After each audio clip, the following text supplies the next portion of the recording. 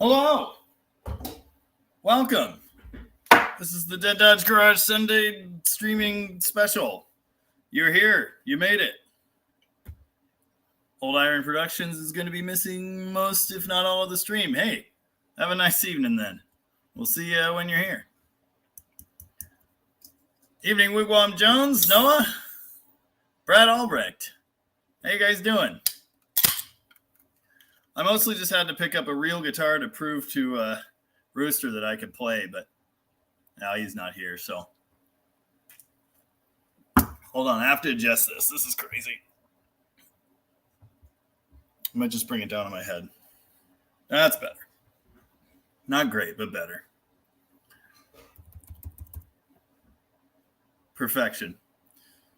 Hey, Wisdom Vendor, what's going on? How's it going out there in not here land? I spent my day mostly relaxing and cleaning and not doing much. What's up, Dave? Mr. Victory Duck himself. Noah. Can we have a Dead Dodge Garage live show sometime? Want to see Cryo Cry performed? Maybe. Yeah, probably, I guess. I've never played that one live. It's got backing vocals, which is hard to do by myself. Wigwam Jones, snowy and cold in southeast Michigan. Yeah, it's actually like threatening to snow here. I went to get second coffee a few hours ago, and I was getting snowed on. Driving around in my brand new to me 2008 Toyota Corolla, which is just fantastic.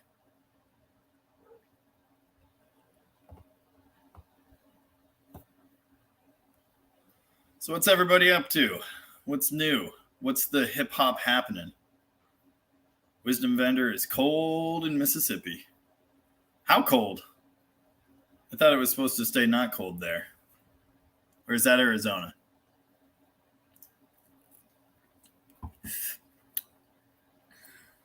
Darius, I'm assuming? I have a Corolla. Awesome. You have the best car ever made. What year is it? Doesn't matter. They're all the best. I got a 2008. It's the CE model, whatever that means.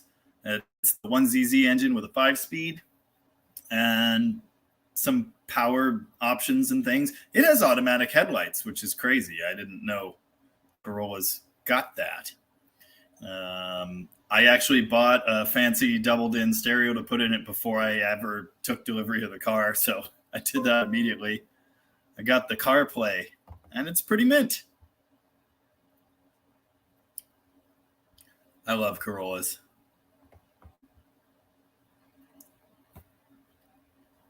Wisdom Vendor says it'll be in the mid-30s tonight in the Mississippi. Headed for mid-teens in a few days. Wow. It's pretty cold here. Leighton Welding, what's going on? I'm just hanging out. Played a little slide guitar to kick things off. Not doing much this weekend. Mostly taking it easy. Walked the dogs yesterday. Not working on much. I bought a car that can actually get me to work so I can relax for a bit.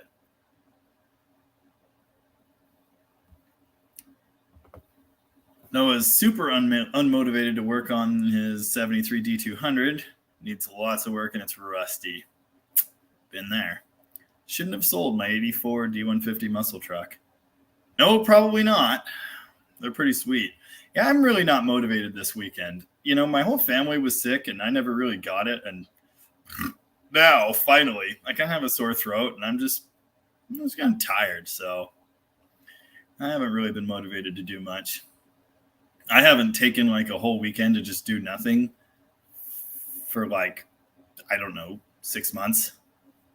So it's kind of a weird feeling, but it's nice. We don't have to go all the time. Wigwam Jones. Struggled with an old Kenwood amp today. Did not get mad and throw it in the backyard. So that's good. Wrap presents for Mrs. Wiggy. Nice. My wife's wrapping presents right now, actually. All of hers are hidden out in the shop, and I have to sneakily wrap them and make her think I didn't get her anything until the last possible minute. That's the plan.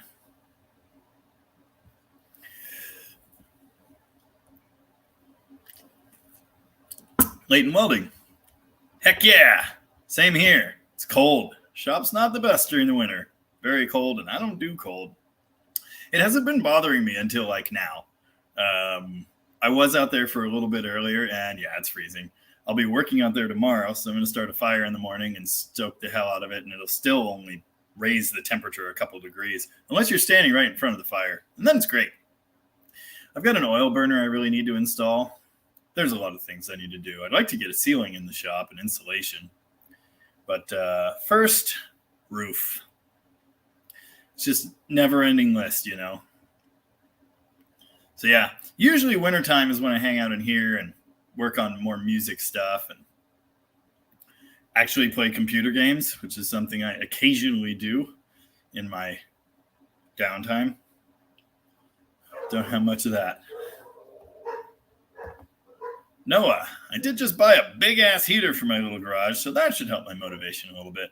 Yeah, you know what? Out in my shop, which is good size and not insulated and freezing cold this time of year, I'm using a tiny little electric heater set on my workbench, and I'm bundled up, layered, of course, but I just like walk over, warm my hands up, and, you know, kind of toast myself for a few seconds, and then I'm good to go for a while. So even though it doesn't really raise the temperature in there, it does help.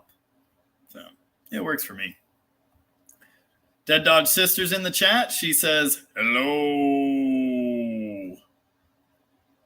Tim's here too. How you doing, Tim? Welcome to the live thing. We all survived another week. Dan Berg's here, says, good evening, Jamie. How is everyone tonight? I'm good. Just kind of hanging out. We were in here in my my home office and studio a bit ago. I was giving my 6-year-old daughter some drum lessons. She's getting some basic beats down. It's pretty awesome. Then one of the neighbor kids heard the commotion, and he came in, and then they had to have like a drum battle. And he taught her how to do a rim shot, which was really fun. And then they were telling, like, why did the chicken cross the road jokes. Not a lot of working on cars this weekend, which is fine. Again, I bought a Corolla on Friday, so I don't really need to, like, panic about having something to drive for the foreseeable future. So now I'm thinking, it's winter. I can relax. Wigwam Jones, talking about Mrs. Wiggy. Last year, I got her birthday card and Christmas cards mixed up and had to play it off like I meant to do it. 21 years married, she knows I'm an idiot. Yeah, I started dating my wife 15 years ago, so she's well familiar with my habits at this point. We have a running joke in our family where we intentionally buy the wrong cards and then just like cross it out and write, you know, the right thing. So like we'll get an apology card and it'll say sorry for your loss, and we'll cross out loss and write birthday. Sorry for your birthday. Anyway, it's kind of like a recurring theme. It's good stuff. Oh, Wigwam Jones also says he can't work in the cold anymore. Old man bladder means peeing every 15 minutes when it's cold. Man, I'm only in my early 30s, and I've found myself peeing a lot more often recently. So I don't know what that means, but I'm not looking forward to it. Oh, Noah, as always, with the best questions. What kind of video games you playing? You strike me as a fellow Bethesda Studios enthusiast. I'm a weirdo. I actually, I used to play StarCraft like a lot. And so sometimes I do that. StarCraft 2, love it. Cool. I haven't touched it in a while, though. All my friends were playing Call of Duty, the bad one. Cold War. Everyone was playing Cold War and Warzone. So I thought, I want to be cool too. So I started playing Cold War. And the thing is, I hate it. But occasionally, I get an evening, quiet evening, and I hop on the computer and I play a few rounds of Cold War. I'm really good at free-for-all. I don't know why, but I always play some free-for-all. I only play hardcore. I don't play that cheesy health bar crap. I only play hardcore on Cold War. I played the new one. Not the new one, but the other one that came out like early this year, and I hate it. Vanguard. Hate it. Yeah, so that's pretty much it. I don't play a bunch of different stuff. I really don't have time to get into things. But like I say, I'm kind of a weirdo. 74 Charger popped into the chat to say, wild turkey to keep warm. Yes. Personally, I think that's only acceptable after about 5 p.m. But yeah. Is anyone playing the Dead Dodge Garage drinking game today? I'm drinking the horrible Bare Naked cider. It's very hoppy. Whatever. It's basically just moldy apple juice. And the first time I drank it, I thought it was weird and terrible. Like I just called it terrible. I've decided it's actually pretty good. It's one of them acquired taste things, I suppose.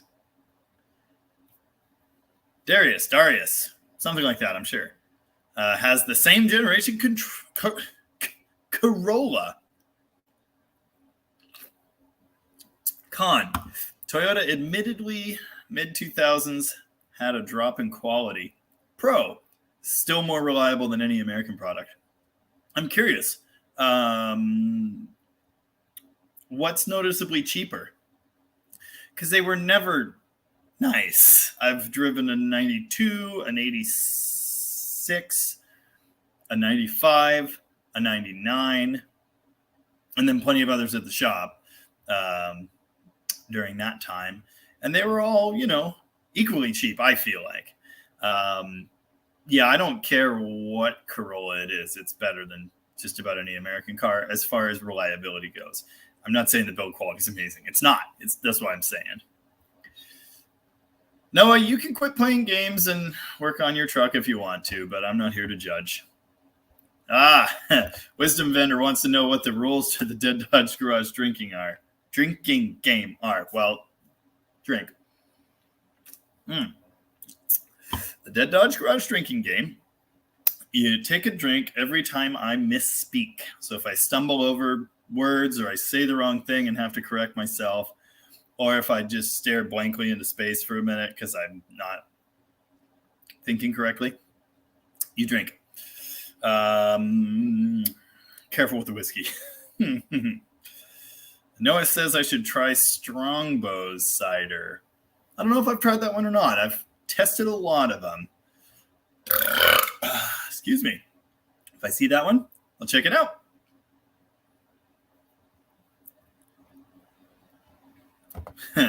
Dan Berg, talking about cards for family members.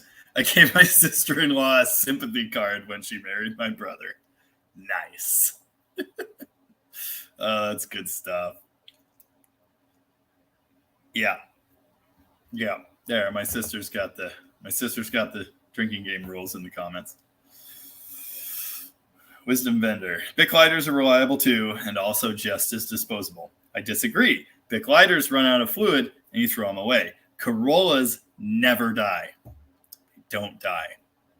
They're pretty much as, common and boring as a Bic lighter or a tin can. But if you need to get somewhere, Toyota Corolla. If you never want to have to put $1 into your car, Toyota Corolla. The CE that I got, 1ZZ and a 5-speed, it's rated for 38 miles a gallon highway. And compared to the 18 a gallon I'm getting in the third-gen Cummins, and diesel's $1 more than gas now, ouch. So yeah, just the fuel savings pays for it. Worth it.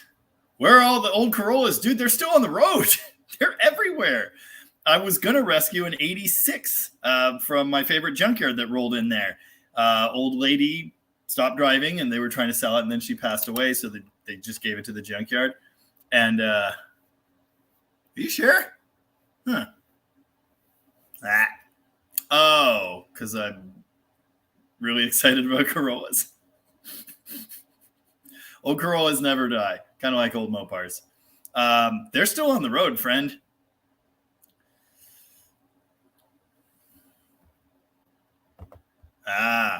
Darius says I think just the quality control went down. Intake gaskets flawed from factory. Easy to fix. Get the updated orange one.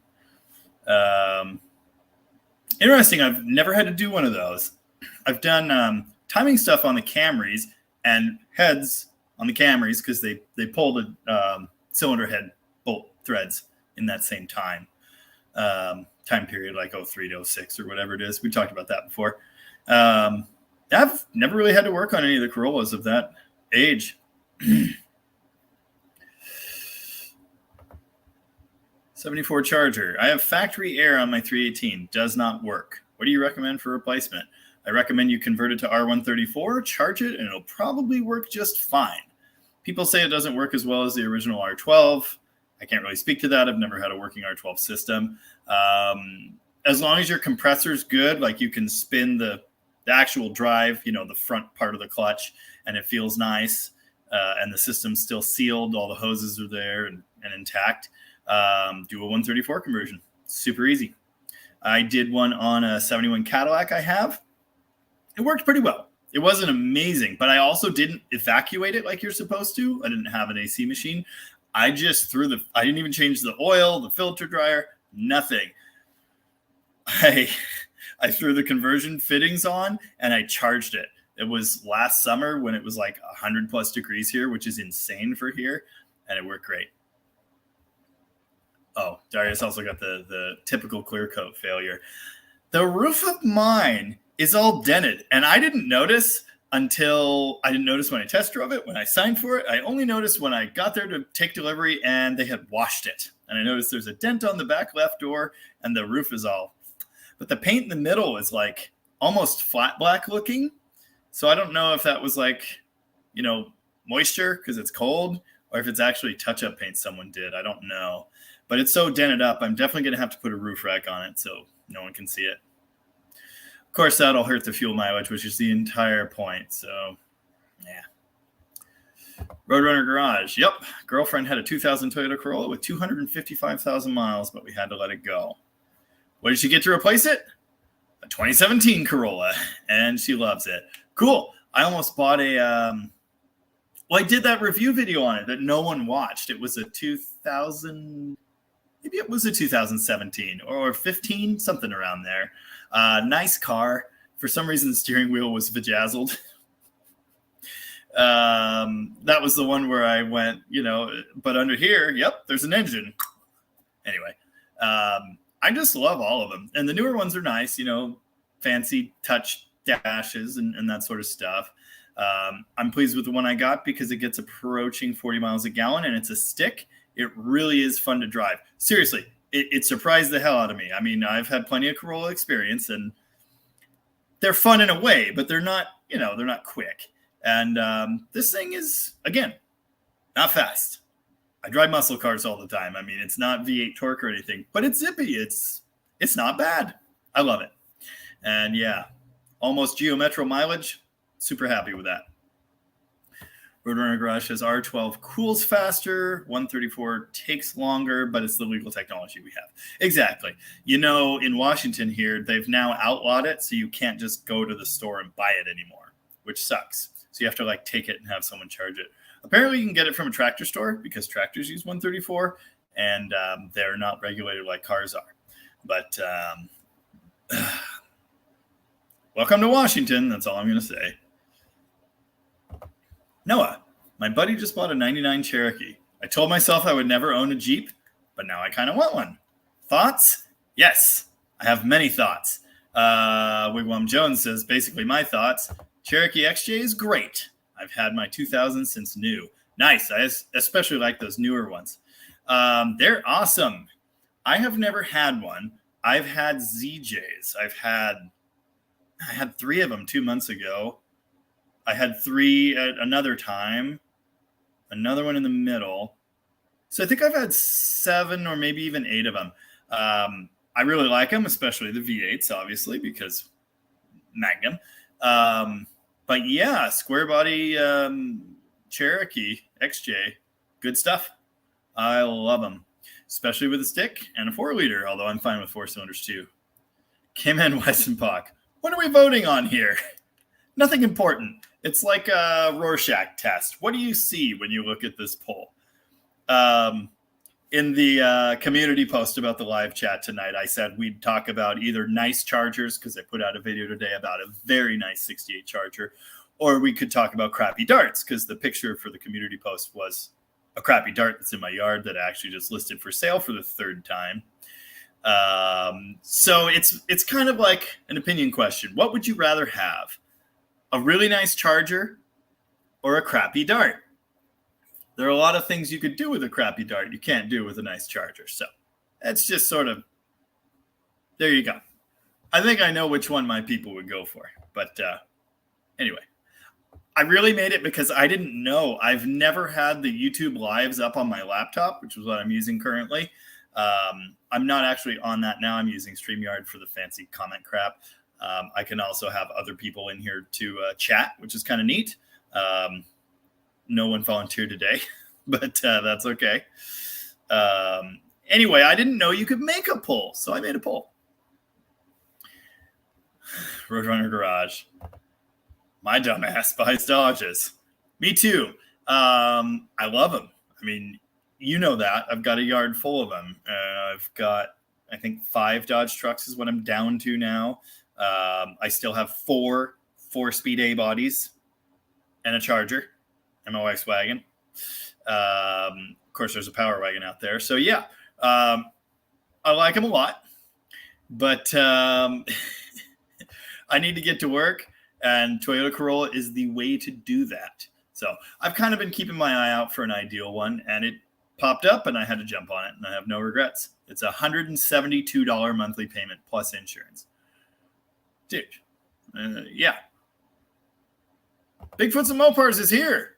Hello, how you doing? You're on the FaceTubes. I don't remember your real name. It might take me a while, but I'll never forget Bigfoots and Mopars. Wigwam Jones. They blow head gaskets and the headliner falls down. Otherwise perfect. Was that on? Oh, terrible miles a gallon. Oh. I missed this. Yeah, Puddin has his Torolla and he abuses it mightily. So I found that 80s one at the local junkyard here, and I was going to turn that into my daily driver, that brick. It'll probably get 30, low 30s, no overdrive, carburetor. But then I found a nice one. Might still buy it. And I already told Nate at the junkyard, if I buy it and I can get the transmission to shift, I think it's just super low from sitting for years, I'm going to have to test it on the rally course out at the junkyard. It's basically a huge figure 8, so it's on, baby. There's one thing I love. It's abusing Corollas. Oh, which brings me to another thing. Actually, I tried to buy this locally. There was a Corolla sedan, 80s Corolla sedan, just like this one, with the whole back section cut out, so it turned into a pickup truck. And it had a turbo sticking through the hood. I don't think it was functional. Like the exhaust routed through it. I don't think it was actually plumbed to the engine, but it was so good. And I saw it drive by the old shop downtown once, and I was more excited about that than almost anything I've ever seen. So if there's one thing I love, it's abusing Corollas. I once drove one to California and back drive, loaded with 5 guys and music gear, and it got 34 miles a gallon. I just love Corollas. They've proven themselves in my universe. Dan Berg asks, you sure you don't want to help me with my Monte Carlo here in Spokane? I'm pretty sure. You'd have to pay me a lot. Plus, I probably can't even get over the mountains now. P38 Chris, longtime follower. Thinking about getting a 64 Barracuda with 273 and push-button auto and doing a 4-speed swap. Good idea? Need to do total interior, resto. Body is totally rust-free, though. Awesome. Yeah, it's a good idea. I love those things. Push buttons aren't bad either. Kind of neat, really. But, 4-speed is kind of the way to go for a party. Somewhere in my collection, I have at least one, if not 2, of the floor plate for a 4-speed Barracuda that has, they had the round shift boot. So it goes around that, and then it has a piece that goes forward or backward. I can't remember. It's this neat little trim plate. And then it has the shift diagram on it, and it's super cool. I used to have it on the wall at the old shop. But if you need that, let me know. If you're going to do a correct 4-speed swap, it's a 64 only transmission. I think it's 64 only. A body, ball and trunnion drive shaft, so it'll bolt to the existing drive shaft. Now, it's easy enough to use a later A-body transmission and swap in a slip yoke. In fact, it's kind of the better way to go. And because the wheelbase is the same forever, you could get one from even an automatic Duster, Valiant, whatever, and it should fit right in there as long as it's also a 7 1/4 axle. You will have to change the yoke, though. The slip yoke on the 4-speed's bigger than on like a 904. But yeah, sounds like a big project, but super cool. I love 273s. They're great. Super great engines. Hachi reviews whatever he wants. Respect says, thanks for your help. She's alive. Awesome. But I can't remember what I helped you with. What was it? Bigfoots and Mopars. Got a 76 crew cab long box, tin grill, 4-speed. Finally got the bell housing to swap in my 440. Awesome. Cool. I have a 73 crew cab short bed W200. So yours is a 2-wheel drive, right? Because crew long wasn't supposed to come in a 4-wheel drive. They exist, and people have built plenty of them, but crew short, I think, was the 4-wheel drive configuration. I have one. It's a 318 automatic, Divorce 205, of course, manual hubs. It's pretty bad. Oh, yours is a club cab long. Okay, that makes sense. I have a crew cab short. I like a club cab. That's cool. Swapping a 440 into it. Sounds like a party. Wigwam Jones. I voted crappy Dart because I like to do what I like to my cars. I have to be weird. That's the right answer, my friend. That is the right answer. But I like nice Chargers too. The one I did the video on today is about $100,000 too nice for me.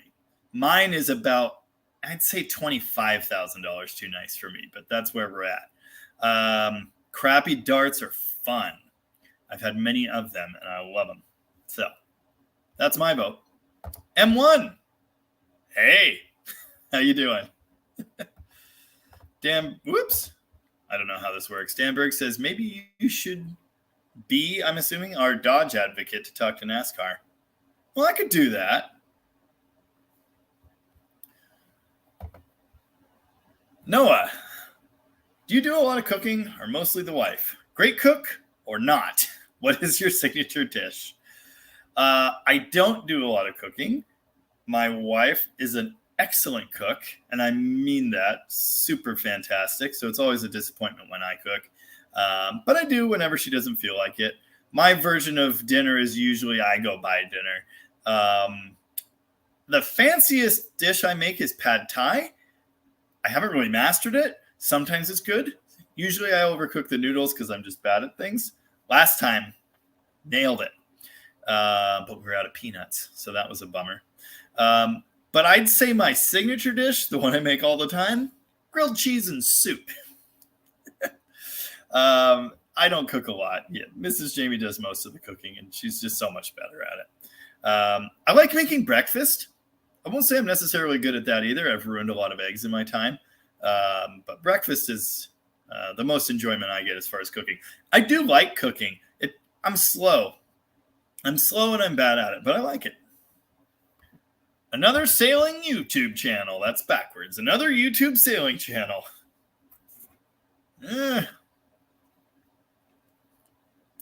Love the channel. Thank you very much. Thanks for watching. I've got a 66 Polara 318 Poly. Awesome. Your tips on charging system were clutch. My issue was the alternator after all. Luckily, I had a shiny unit in reserve, unused from a recent parts cannon. Awesome. Well, I'm glad you were able to figure it out. It is sometimes the alternator. It's just, I've been working on these cars for 15 years. And in that time, the number of truly bad alternators I've seen, about a handful now. The one on my 68 Charger when I got it was bad, but that's just because the piece attached to the charge post was like loose. So it was rattling around and shooting sparks and doing bad stuff. It did charge sometimes.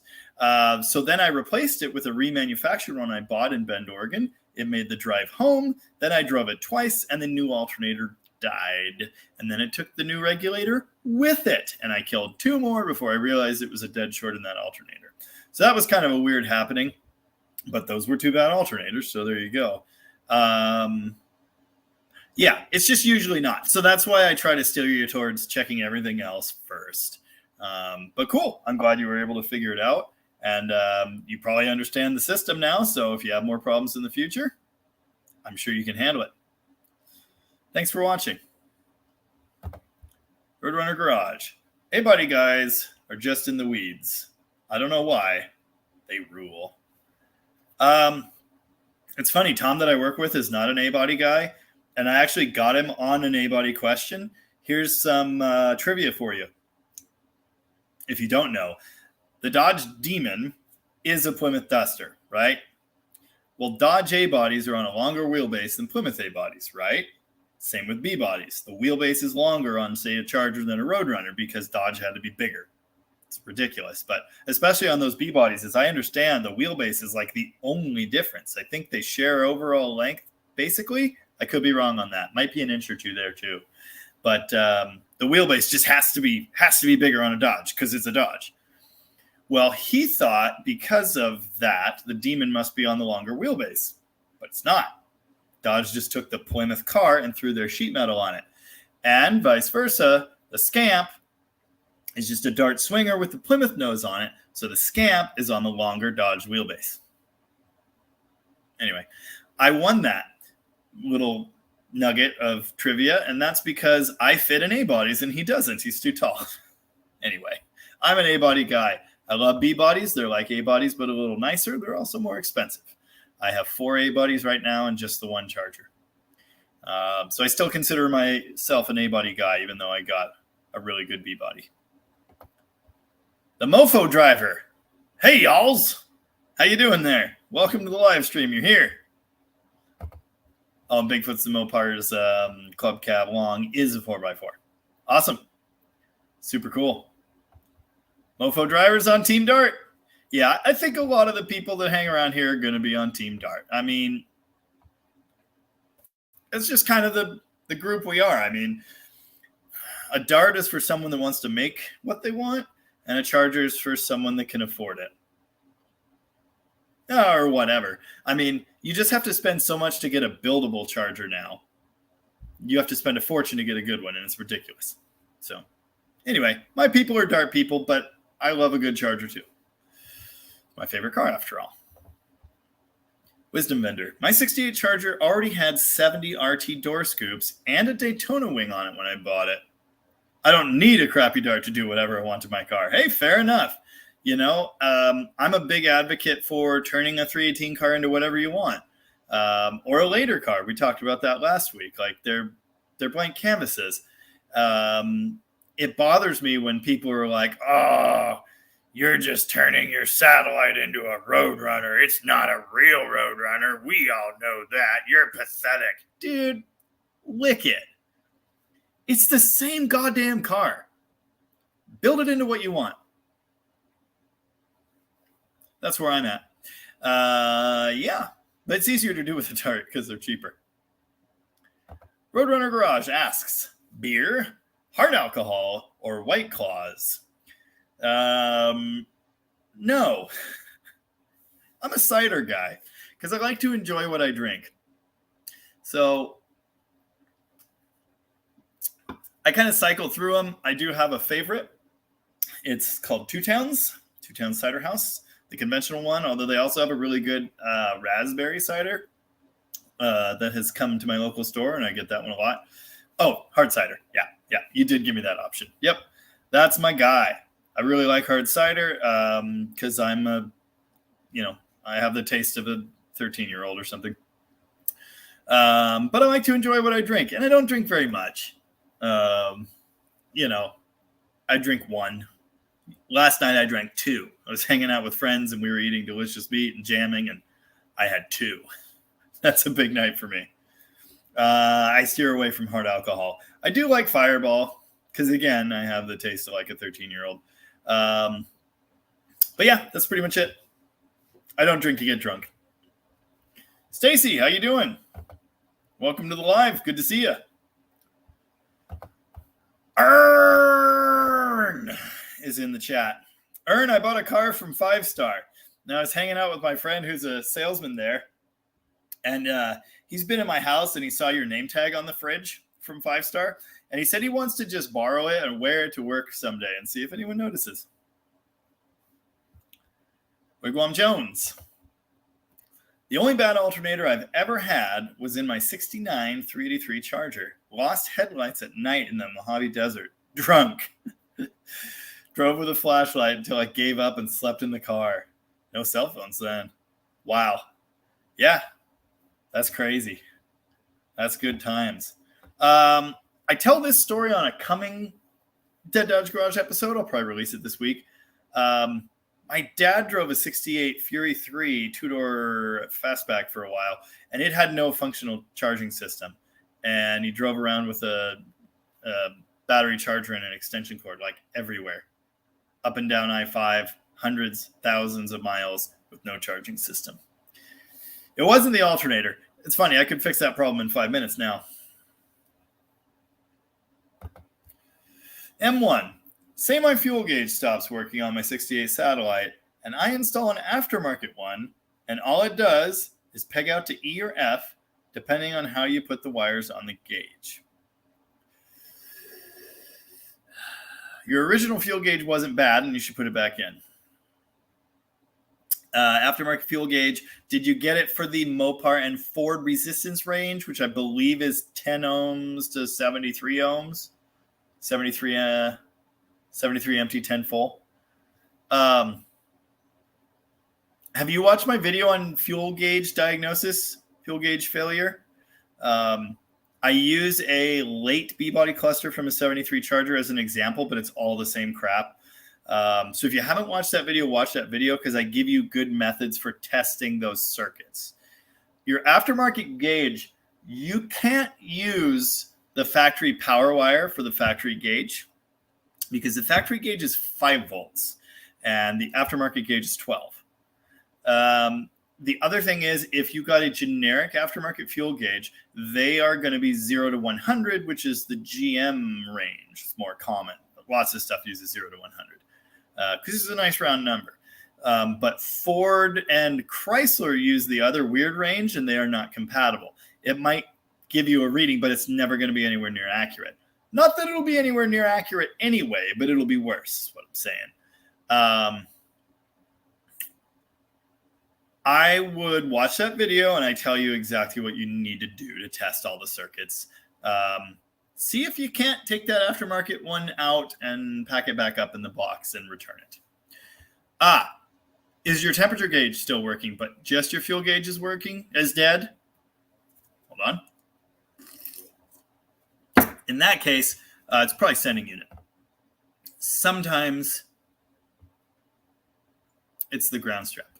There's different stuff that can happen. Anyway, watch that video. I'll explain it better than I'm explaining it right now. Aaron Kane, who used to live on my couch and sell cars at a local dealership. Chrysler, Jeep, Dodge, actually, and Ford, for some reason, together under the same roof. Aaron says, I drove a Dart, and it turned me into a swinger. Is that normal? I think it is. Dan Berg. Not trying to be weird at this time, but I'm celebrating my 28 years of sobriety with a 2-liter of Pepsi. And I like all bodies. Awesome, Dan. Good for you and congratulations. Super good on you. I'm proud of you.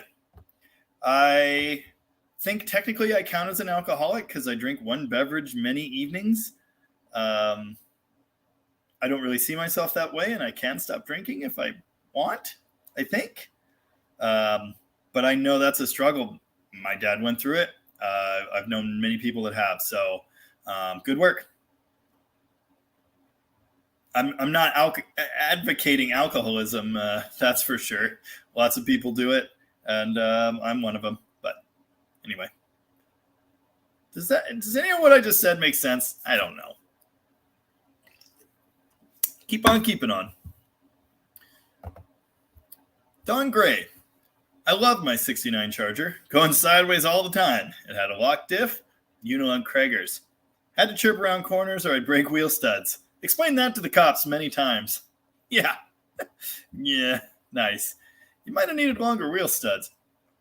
My friend Connor's got a Valiant drag car. I haven't ridden in it in like 8 or 9 years. Long time. And it did the around the corners. It's good stuff. Noah, I would be perfectly content with a late 60s Coronet. Nothing crazy, just a solid driver car. Yeah, exactly. My 383 Charger is more muscular than I needed. A 318 car would have done what I wanted. I mean, I just want a driver. My ideal Dart at this point is pretty much, it doesn't have to be a slant six. It could be a 318, automatic, bench seat, two-door swinger. That's all I want. I don't need a crazy muscle car. I don't need a 340. I already have one. I already have, cars for partying. So, yeah, I'm totally on board with just a regular driver. My sister says I used to mainline apple juice as a kid, so the cider preference probably should have been expected. Yeah, that makes sense. Aaron says the salesman at the dealership won't notice the wrong, name tag. They're car salesmen, not people. Wisdom vendor. I don't know how Unilug wheels were ever legal. Yeah, I don't know. With the mag nuts, they do center them. I don't know. It can't be that reliable, can it? Stacy says, freezing up here in Alberta tonight, so I'm hiding in the basement watching crappy movies. Minus 30 Celsius with the wind chill. Ugh, dude. It's in the mid 30s here, and I'm like, this is hell. This is awful. That sounds bad. Where I'm at, I'm in the rainy part of Washington that's gray and depressing for a lot of the year. But the thing is, it's never super cold and it's rarely super hot. It's just this happy medium. The unfortunate side effect is there's lots and lots of rain and lots of gray skies. And it's kind of gloomy. Summer is great, about July for 3 weeks. Fantastic. Beautiful. But the rest of the year, yeah, it's usually kind of gloomy. But we don't get that horrible cold. And when it does snow, it's never super serious business. So, and we don't have wildfire season yet. But we do get Canadian smoke. Ooh, I'm putting this comment up. I loved it, Dodge Garage. Thanks, Mofo Driver. Appreciate the vote of confidence. Captain X, hello.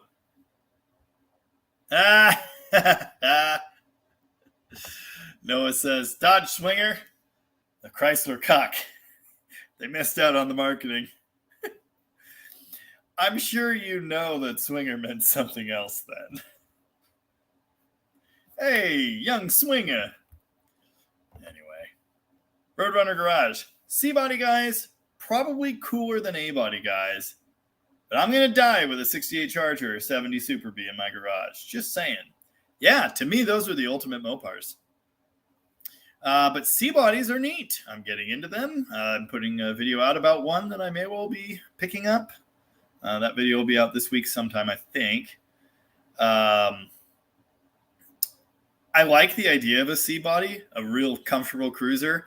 I've actually had a couple full-size GM cars, and I really liked them. Buick Electra, Cadillac Fleetwood, they're sweet. I love them. So I get the appeal, and the C-body's a Mopar, so that's way better in every single way.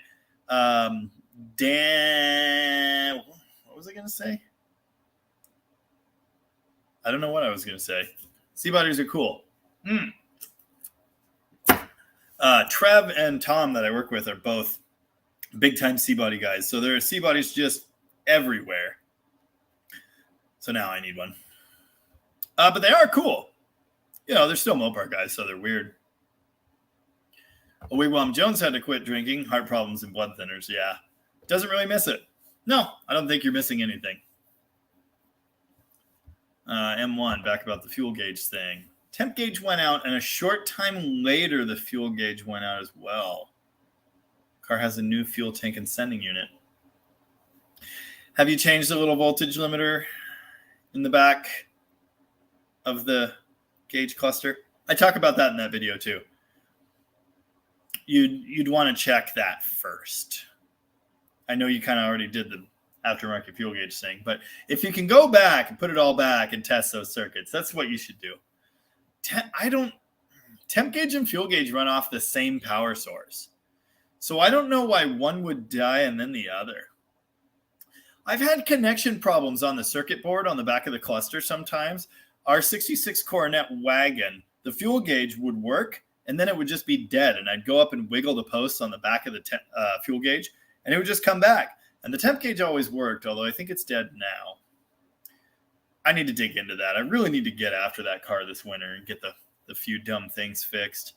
But anyway, temp gauge and fuel gauge run on the same power source. So it seems weird that one would go and then the other. I'm not sure what to think about that. Dan Tupper. Oil pressure sender crapped out on Mrs. T's 5.7 Chrysler. It's the Aspen, isn't it? SUV. Fun. The 5.7 one isn't super horrible to get to. The 4.7 one sucks. You can't see it. The 5.7's on the other side, and I feel like, well, it's not great, but it's, it could be worse. It could be a 4.7. The 4.7 you do by braille. The stupid shroud's in the way. The belt's in the way. You cannot see it under the power steering pulley, and you just kind of throw the socket in there and say a prayer. Yeah. Okay. Stacy, Alberta. It's bad, man.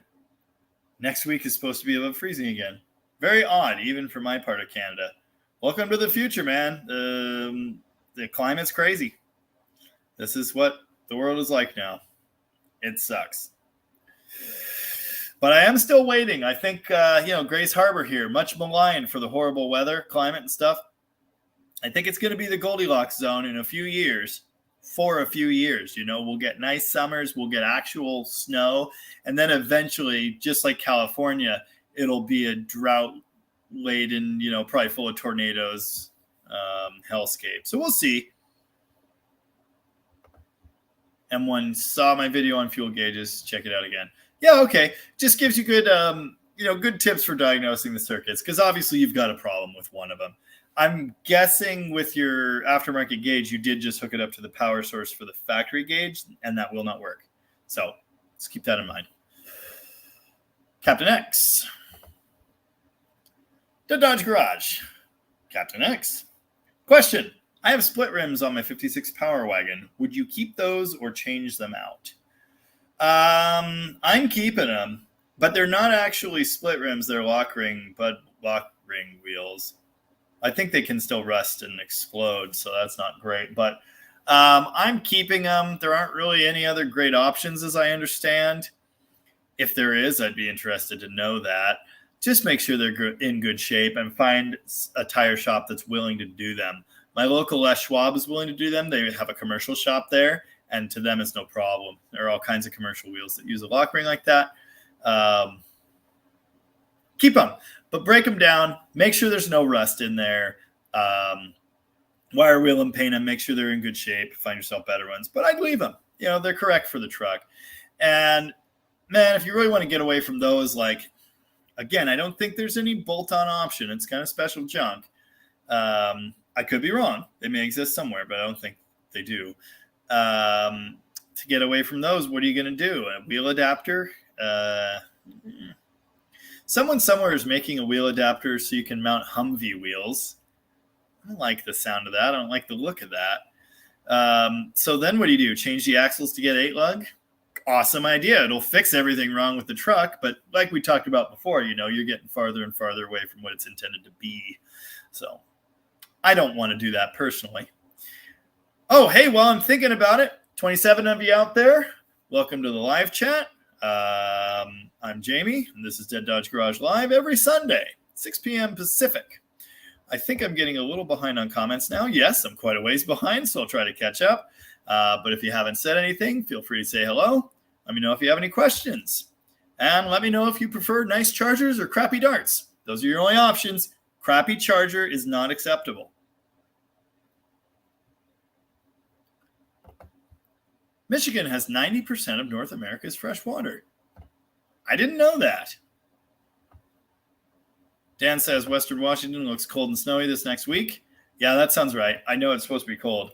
I was surprised when I was in the coffee drive-thru earlier and it started snowing on me. Very interesting.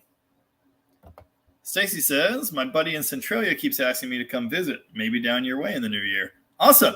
I've got a buddy in Centralia. He's a swept-line enthusiast, and he practically gave me the 8-foot step-side bed that's going on my Power Wagon. Super cool dude. Yeah, Centralia is not far. The Olympic Club and Hotel is there, McMenamin's. I love that place. It's not for everybody. They have communal bathrooms, and there's like a rail line right out back, so they give you earplugs when you check in. But every McMenamin's is awesome, and that place is fantastic. Cool small theater. They have like comfy chairs and couches, and you can sit in there. They bring you food. They bring you drinks. So yeah, if you go visit, stay at the Olympic Club. You won't regret it. Anyway, yeah, if you're in my neighborhood, stop by. That'd be cool. Come check out Dead Dodge Garage World headquarters.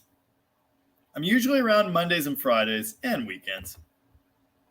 Roadrunner Garage. My first car was almost a 70 Chrysler 300, but I ended up, excuse me, that's probably going to keep happening, but I ended up with a 72 Charger 318. Oh, that's cool too. You know I like those Chargers, although I do prefer the later ones, weirdly enough.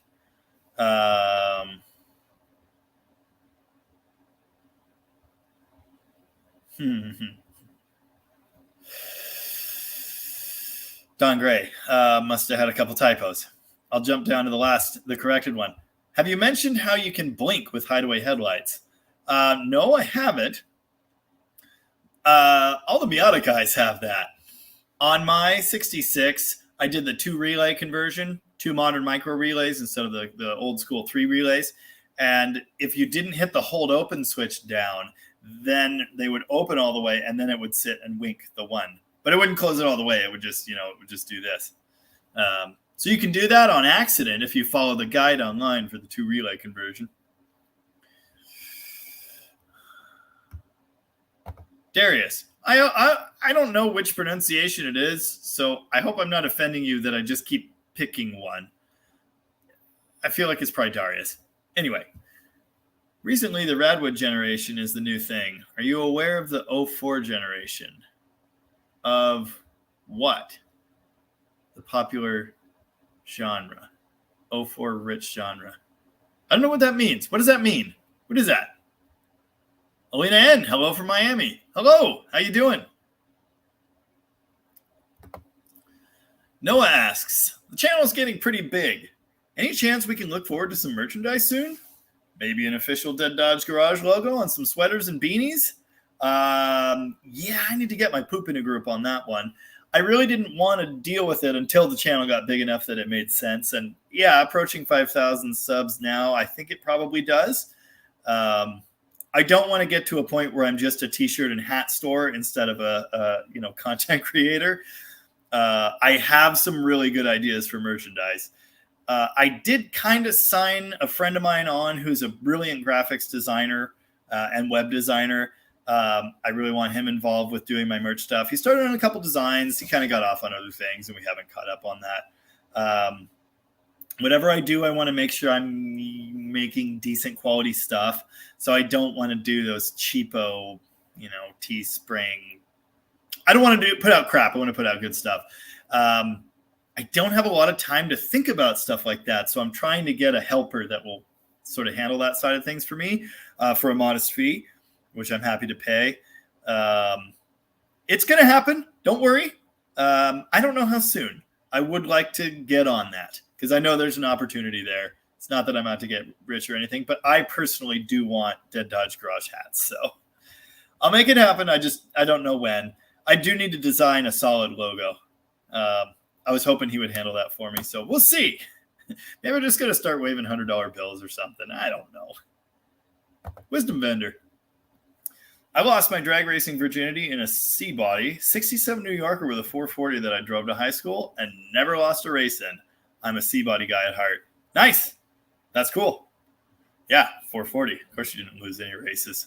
I mean, what were the other guys driving? Fords? I'm an A-body guy because Charger's what made me fall in love with cars, but especially Mopars. And I realized pretty quickly I couldn't afford one of those, but I could afford a $140 Valiant, and then I could afford a $300 Duster, and then I could afford a $600 Scamp, and then I could afford a $900 Dart, and then a $700 Dart, and then a $400 Dart, and all of those drove home, except the Valiant. Well, I had the Scamp because I put a rod through the side of the motor, but it did run. So I just stacked them up like cordwood and collected parts. I've been doing that for 15 years, and I just love A-bodies. I speak A-body. And B-bodies to me were always it's an A-body, but better. So B-bodies to me are the holy grail. C-bodies, I don't really like the styling. I feel like they were intentionally designed to be inoffensive, if that makes sense, and have broad appeal. And they tend to be just like slab-sided, and they don't quite have the interest to me.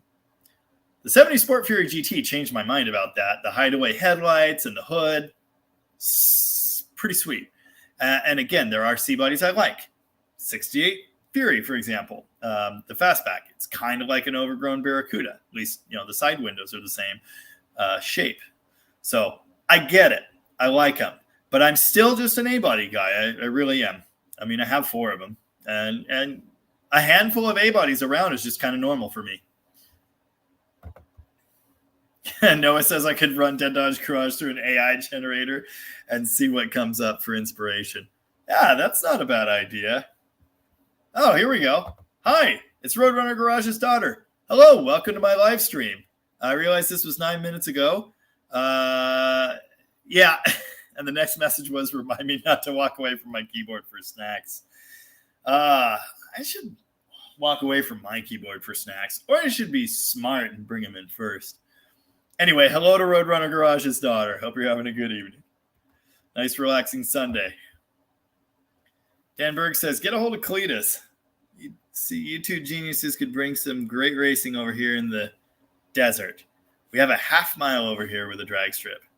Nice. Sounds pretty cool. I'm not a great racer. At least I don't think. But I do like drag racing. I like the scene. I like the experience. I don't need to be fast. I probably shouldn't be fast. I really don't think my reaction time is good enough to drive something that's truly fast. But I love the experience of drag racing. I love the people, the scene, fighting against yourself. I love that. But I'm certainly not a great racer or anything. Ah, yes. Dan Tupper. Remember, West Coast flatness equals tsunami urban renewal. Wipe out. Let's see.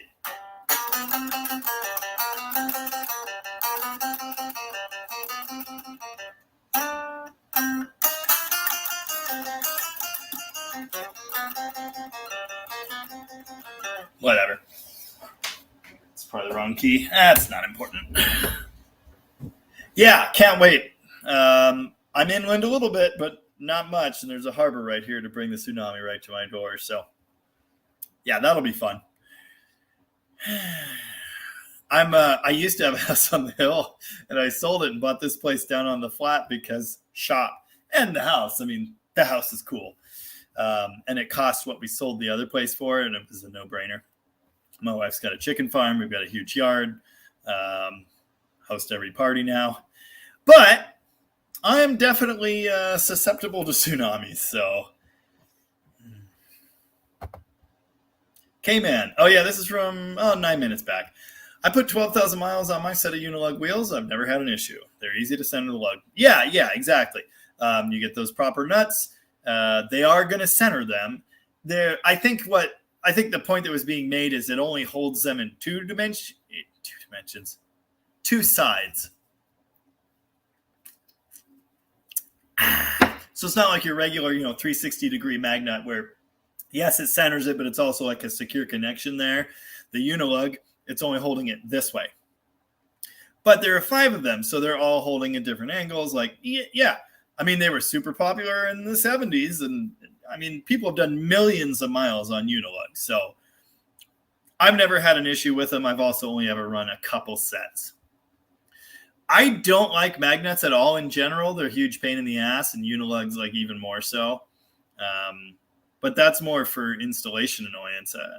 The safety aspect, I'm the 3 out of 5 lug nuts is fine guy. I once drove my 70 Swinger down to Long Beach to trade it for the 66 Barracuda I have, and it started making this weird clunking noise, and we learned that it's because the lug nuts were just coming loose. Yeah, that's fine. You'll know. There will be signs, that's what I'm trying to say. Roadrunner Garage. Easiest way to move leaf springs in on a 71 or later B body. Largest tire I can do is a 295/50 on a 1510, but the other B bodies will take a 325. Yeah, my car's got, is mine a 295 or is it a 305? I think it's a 305. Shit, I don't remember. It's huge. It would fit in the quarter perfectly fine if the wheel had enough backspacing. But they left like an 1.5 inch gap to the leaf spring. So it's just at the trim, which is why my rear left tire on the 68 is all cut up. They got the backspacing wrong. But yeah, in that wheel well on the 68 Charger, there's tons of room for tire. Like why would I ever need to move the leaves? But yeah, on the later B body, didn't they widen the axle and widen the leaf spring perches? Did they do that in 71 or was that 73? Maybe it's just a difference in quarter design. I feel like the leaf springs would be in the same place, at least in 71, but I could be wrong. Anyway, the easiest way to move leaf springs in on a Mopar is with one of those relocation kits. And I'm sure they have them for those, or you can make one. But they have that offset shackle and then the special bracket in the front that moves it. Hold on. There's a frame rail in the way there, isn't there? I don't know. They have relocation kits. I've never done one, but I've seen them. So, yeah, I knew what you meant. Yeah, 68 to 70. Yep. Yeah, they take a lot of tire. There's plenty of room in there. You just need to get the backspacing right. If I had done the friggin' wheel ordering, I may have actually gotten it right. I don't know. But I also wouldn't have put anything that big on it if it were mine when the wheels went on, because I'm not really into that look. Oh, what I meant to say a minute ago when I was welcoming everyone in, I see there's 29 of you now. So again, feel free to say hey if you haven't. Feel free to smash the like button because it does something for the algorithm with the stuff, and it makes people see the video, and more people come in, and it's a party. And feel free to ask questions if you have them. Like Derek Marshall. Ever do a 4.6 AH? I assume you mean RH. Typo. 4.6 RH. Conversion on a Mopar 440.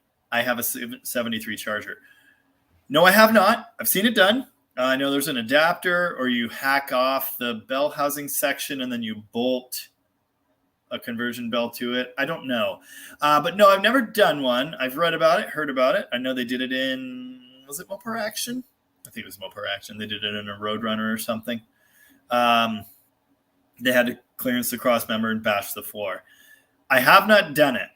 I may do one eventually. But if you haven't seen the Coronet video, maybe you have, maybe that's why you're asking, the 67 Coronet video I put out yesterday, that has the Silver Sport transmissions kit in it, which is a 4L60 GM, 4L60E. It fits really well. I mean, you dent one little spot on the floor, and then you bolt it in, and they give you the cross member, and they give you the controller and the wiring, and they make you a drive shaft. It's so simple. I really like it. I think it's the way to go. So if you're considering doing an overdrive, I think you really might want to look at the Silver Sport transmissions kit. And if you want to wait and see how it turns out in this Coronet, we should have a driveline in a couple weeks. I don't know if I'm going to have it all wired and functioning. I've got this next week that I will be working on that project. And then I'm taking a week off between Christmas and New Year's to demolish a burned down house. But in the coming weeks, we will be testing that, I hope. So if you want to see how it turns out before you make your decision, might be a good idea, just saying. The 4.6 series, the Mopar Overdrive, it just doesn't fit in the B-bodies well. I made one fit in my 66 Charger by moving the engine and transmission forward. I modified a cross member myself. I made a little puck transmission mount, and I cut a section of bracing or two out of that transmission. That was a pain too, and then the transmission just blew up. So again, Silver Sport kit's looking pretty good. Malls wants to know, where's my truck? It's in my yard. Still a broke piece of shit. But I did drive it today. Mopar Man, thanks for the live show. Hey, absolutely. Thanks for joining. I raced a 70 Duster in Super Pro and D-Gas in the NHRA Heritage Series. That sounds awesome. My first car, 66 Plymouth Valiant with a 273 V8. Nice. You may have heard me say earlier or not, I love 273s. Just happy, high winding, sweet engines, all of them. Really like them. You probably, I don't know how much of my crap you've seen or haven't seen, but I have Dale's Demon, an original owner car that I bought. So I'm now the second owner. My friend Dale Grant. He bought the car brand new and drag raced it from 73 to, I know he raced into the late 70s. He blew up the original 340 in 78? 75. Shit, I don't know. I've got videos out on it. Anyway, he campaigned that car in what was originally called, well, it was Stock Eliminator, but it was also something else. And now I can't remember. Memory's gone. Anyway, that car, other than some modern things, it's got aluminum heads on it now, new headers and that sort of stuff. But it still externally looks exactly like he raced it then. It's still got the Kraggers on it. He raced it with the stock thermal quad because that's what that class was like. That's what I have. So that's the drag racing I've done, other than a little, I ran on on an airstrip once, twice, 3 times. Drink. And I've done a little street action, but that's it. Miles says he'll design my merch for me. Awesome. Good news. Someone needs to do it. And Captain X says, window decals. You're goddamn right. For one thing, I got to put them on my whole fleet. So, and they'll be huge, and they'll be at an angle, and they'll have the YouTube emblem under them, so everyone knows to go follow my YouTube channel. No, they'll be small and tasteful and cute. So that's definitely in the cards. And Alina N from Miami says window decals and a coffee cup. And yeah, absolutely. If you've seen many of my videos, you know I'm often holding a coffee cup. So yeah, I got to make those. I want to make things that I will use. So Stacy says, I'd totally toss a Dead Dodge Garage decal on the Mustang just to irritate people. Cool. Sounds good. I'm probably going to do some different stuff too. I'm just going to be a merchandising company before you guys know it. We did a small run of decals when we still had the shop, and we were going to mass produce these because they were really good. Which one was it? Llama Thrust? Was it Llama Thrust? I can't remember. Damn it. We did some really good ones. But one of the ones we were going to do is Merry Sketchmas. And the thing about Merry Sketchmas is we have to restrict what they go on. You can't put a Merry Sketchmas decal on your 2010 Silverado. It's got to go on, a ratty Mustang 2, a beat piece of shit, a 25 pounds of boost WRX that's on borrowed time, slammed truck, dumb shit, a straight pipe lawnmower, Merry Sketchmas is a good one. Yeah, it's Llama Thrust. We made Llama Thrust. Someone printed up a bunch of those, and I think there's still one on the 66 Barracuda. Yeah, Llama Thrust. Good stuff. Alina Ann says they're good stocking stuffers. Yeah, I think so. Give them to your children. Why not? Avon needs a DDG beanie. Yep, me too. I'm currently sporting the Powered by Crap beanie. Crap, I'm backwards. On StreamYard, I come up backwards, which is a problem. It's really disorienting. But I also need Dead Dodge Garage beanies. It'll happen. It's going to happen. Probably trucker hats, too. I'm now doing trucker hat summer, beanie winter. I've been doing beanie winter for years, but now I'm about the trucker hat. I don't know why. Dan Tupper. C-bodies were made for drive-ins. Back seats the size of a cheap motel bed. Yeah, I think they're just made for being comfortable in general. I mean, highway cruising. I just looked ahead in the comments. I'm like 10 minutes behind. I've been trying to catch up here, but I'm doing a bad job. I'm going to try not to miss anything here. But yeah, made for drive-ins, made for highway cruising at 80, made for going over bumps and not feeling them. Yeah, I haven't done drive-ins. I want to do cruises up here where we cruise to the restaurant. Is it a drive-in restaurant? What the hell do you call that? Shit. Yeah, whatever. And then the drive-in movie theater. Want to do that. There are actually a couple locally that are still in operation seasonally, and I'd love to do a cruise to one of those. Been thinking about that for a long time. We've been trying to reach you about your car's extended warranty. That's Dustin. He just sold me a 2008 Toyota Corolla. You can fit so many Hot Wheels in this bad boy. It's pretty mint. Thank you, Dustin, for the deal. Thank you for not going, well, I'm sorry, sir, but we can't sell you this car without Gap. When I said, homie, I'm not paying $1,000 for that. Go tell your finance guy to figure it out. Super cool working with you, and I'll tell anybody. You're a good salesman. I hope it's personally enriching for you, because not all salesmen are cool. And that's all I'm saying. Oh, Dan Tupper wants to know where Dan Berg is at. If he didn't respond in the comments, he's in Spokane. Wisdom Vendor. I got to get through these comments. I'm going to do it. I might not. No one comment for a few minutes. Let me get down to the bottom. I'm way behind. I'm 13 minutes behind. Wisdom Vendor. 70 Sport Fury GT was available with a 440 and a 446 pack, which is awesome. Not only is it awesome, it's super, super rare. And I've seen 2 of them in person. And I'm going to do a video about that at some point. So, yeah, that's something special. That is one of the rarest, coolest, baddest muscle cars ever made. I'm going to do a video about that. I'll put it to you this way. One of the ones I've seen was an absolute roached piece of garbage supported on the front, no stub frame. It was bolted to a 2x6, broken 2x6 with crappy casters on it. And that car sold for more than my Charger cost. 70 Sport Fury GT is something special. Mopar Man says Dick Dale forever. I'd play more Dick Dale, but I'm kind of behind here. Rooster says, Jamie, the more you race, the more you want to. It's a drug. Yeah, I know.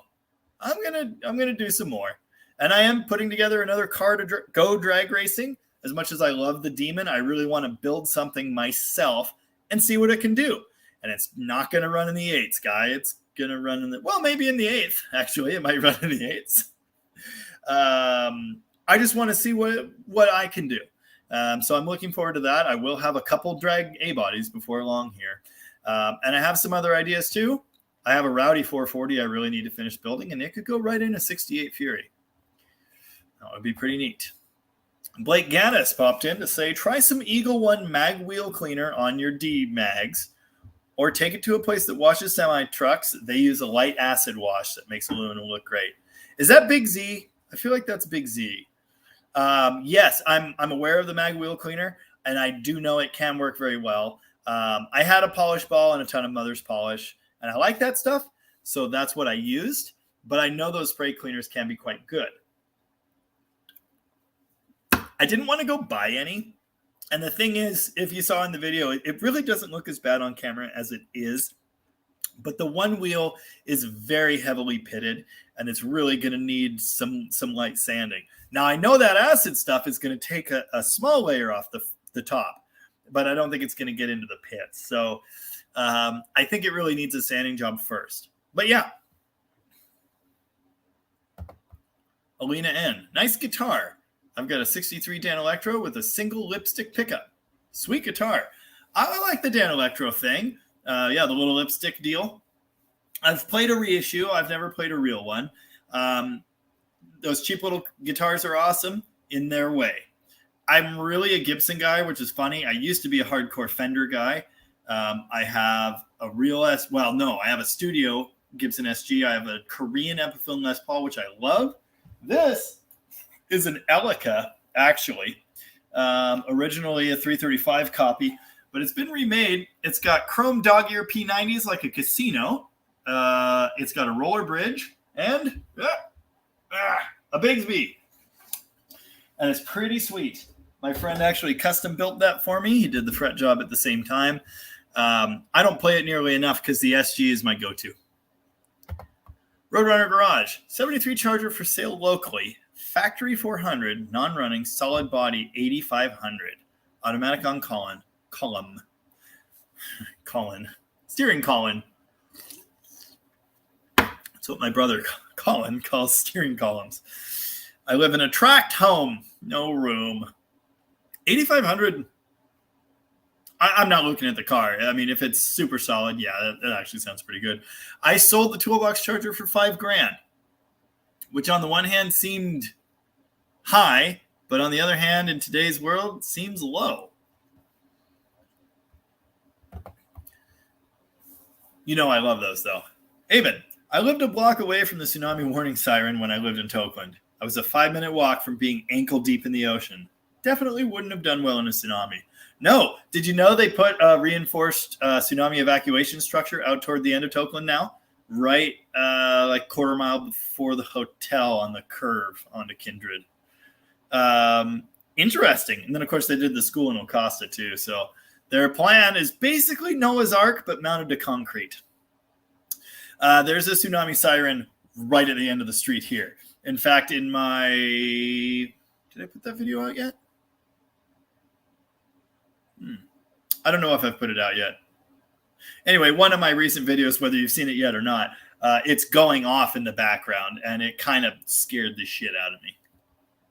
Rooster, you mentioned a 70 Sport Fury. I had a blue one and have a white one I want to sell. Numbers matching. They're big land yachts. B-bodies for this kid. Yeah, they're huge. Yep. My dad owned a 68 Fury 3 two-door fastback at some point, so I want one. I don't really love them. But yeah, 70 Sport Fury is cool. I dig it. Maybe we'll check yours out when we're over there if you still have it. I don't know if I need a 68 and a 70. Probably not. Roadrunner Garage says, yeah, the quarters on the 71 and up don't bulge as much. And there's no bolt-in kit. Damn. Well, if I were you, make one. I don't know. I mean, have someone make you one. That's probably what you're going to have to do. I know they have the kit for the A bodies. I've seen those. Maybe that could be adapted. I just don't know. You're probably doing custom fabrication. I mean, at the point when you're cutting the perches off, moving them, setting the pinion angle correctly, welding them on, you're doing enough fabrication that you probably should be able to make some pieces to make it work. Maybe you could start with an A-body kit and modify from there. I don't know. Or find an old school drag person to say, hey, move my leaf springs. It doesn't surprise me they don't have a bolt-on kit. Really doesn't. Late cars are they're just like that. The same stuff isn't available. Roadrunner Garage also said, RIP performance for the Chrysler Car Enthusiast magazine. Best name ever. I've never seen that one, but that's pretty good. I Hit Things 3 says, I had a 67 Dart, slant 6, black vinyl top, 2-door hardtop. Awesome. Yeah, I love 2-door hardtop darts. I love the lines. Really do. 70 is the one for me now. I used to think they were funky looking, and then I had one, and now it's the best looking one to me. I like the nose. I like the single taillights. I like the angled line matching the back window. It's a weird setup, but it looks good to me. So that's my favorite now. 68 used to be my favorite because it more resembles a Charger, I guess, but smaller. And everything 68 is cool. We've been over that. But yeah, it's 70 Dart for me, but any of them, even the late ones, I've had a couple that I really liked. I had that 76 earlier this year with the 340, and that was a fun time. Bucket seats, console, all the good stuff. Alina N says, next poll should be nice Dart or crappy Charger. You're probably right because the values are a lot more comparable there between a nice Dart and a crappy Charger. But it wasn't what I had in mind. You know, it'll be two more distinct camps. Can anyone see the current standing on the poll? Because I'd have to get on my phone to see it, I think. I hit things. The Dart was their favorite ride, and the heater smelled like waffles. And Avon also wants a waffle heater. I do not like leaking heater core myself. Dan says Mrs. T would wear a logo beanie. Nice. All right. They're coming. They'll be here. And I hit things says, Darts kick ass. Yes, they do. Avon says, YouTuber merch that looks like YouTuber merch is never, ever a bad idea and doesn't end up being tacky 5 years down the road. Got it. I'll keep that in mind. I suspect I'll still be doing this in 5 years. Looks like I'm going to hit 5,000 subs before I hit, well, maybe not actually, because it has slowed down a lot in the last week. It's sort of picking up now. My last few videos are doing pretty well, but I sort of hit a slow spot. And it's always been like that since the beginning. It goes up, it goes down, it goes up, it goes down. I just had the biggest up in November. I got 1,000 subscribers in less than a month. Things were going crazy, and they've slowed down a bit now. But I'm getting very, very close to 5,000 subs. I will hit a year of videos. I don't remember if it was the 23rd. Maybe I released my first video on Christmas or the day after Christmas last year. Anyway, so I'm almost to a year.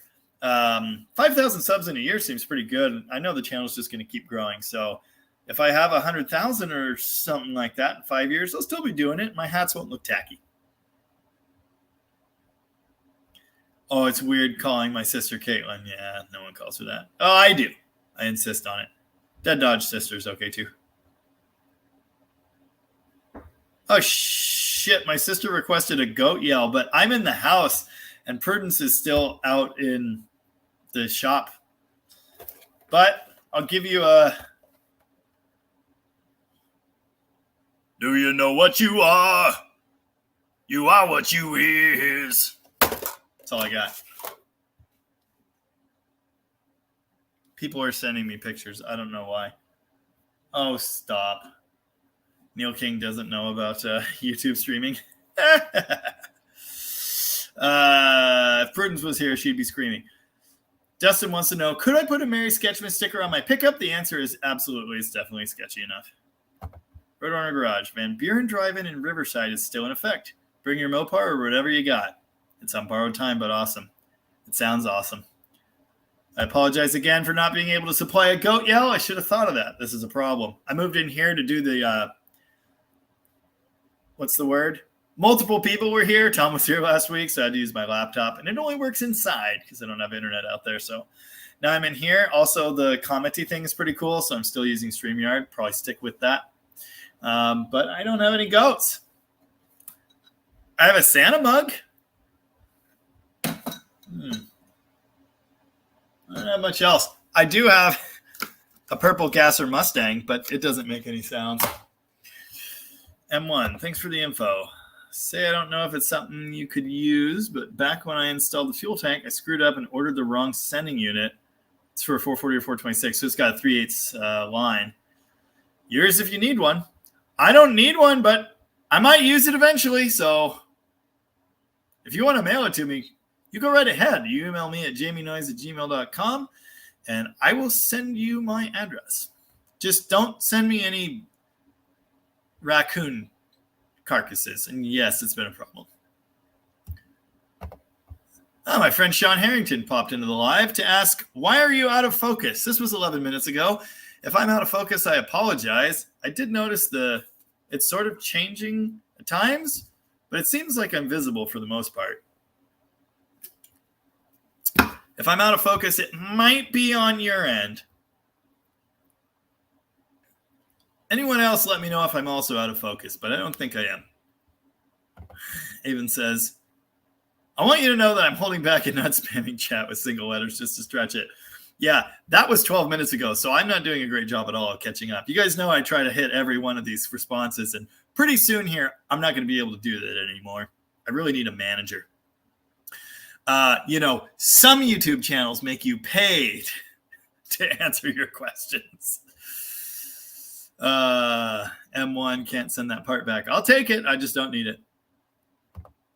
American Joe TV. There's nothing wrong with trying your own. See what you can do. Build it, race it, break it, repeat. Exactly. That's what I want to do. I just want to see what I'm capable of. I know I can build an engine. I just don't know if I can put together a package as well as I think I can.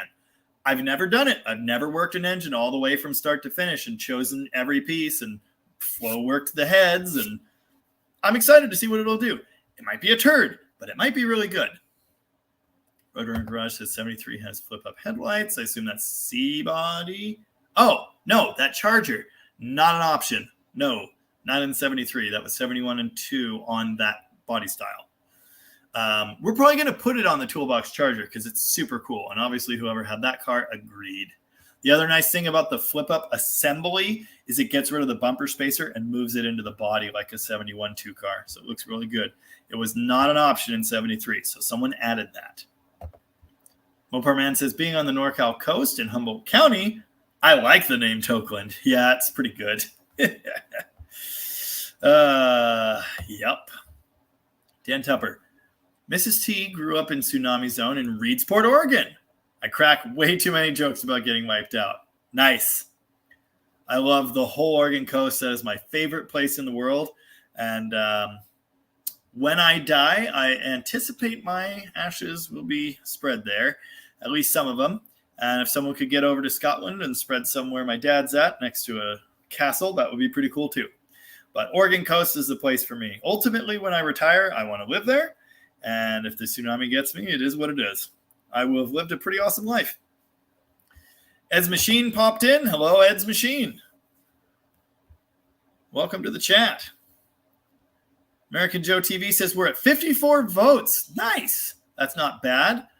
And this is surprising. We've, at least as of 16 minutes ago, we had a 56% vote in favor of Nice Charger over Crappy Dart. That surprises me given my regular viewership. Actually, I take that back.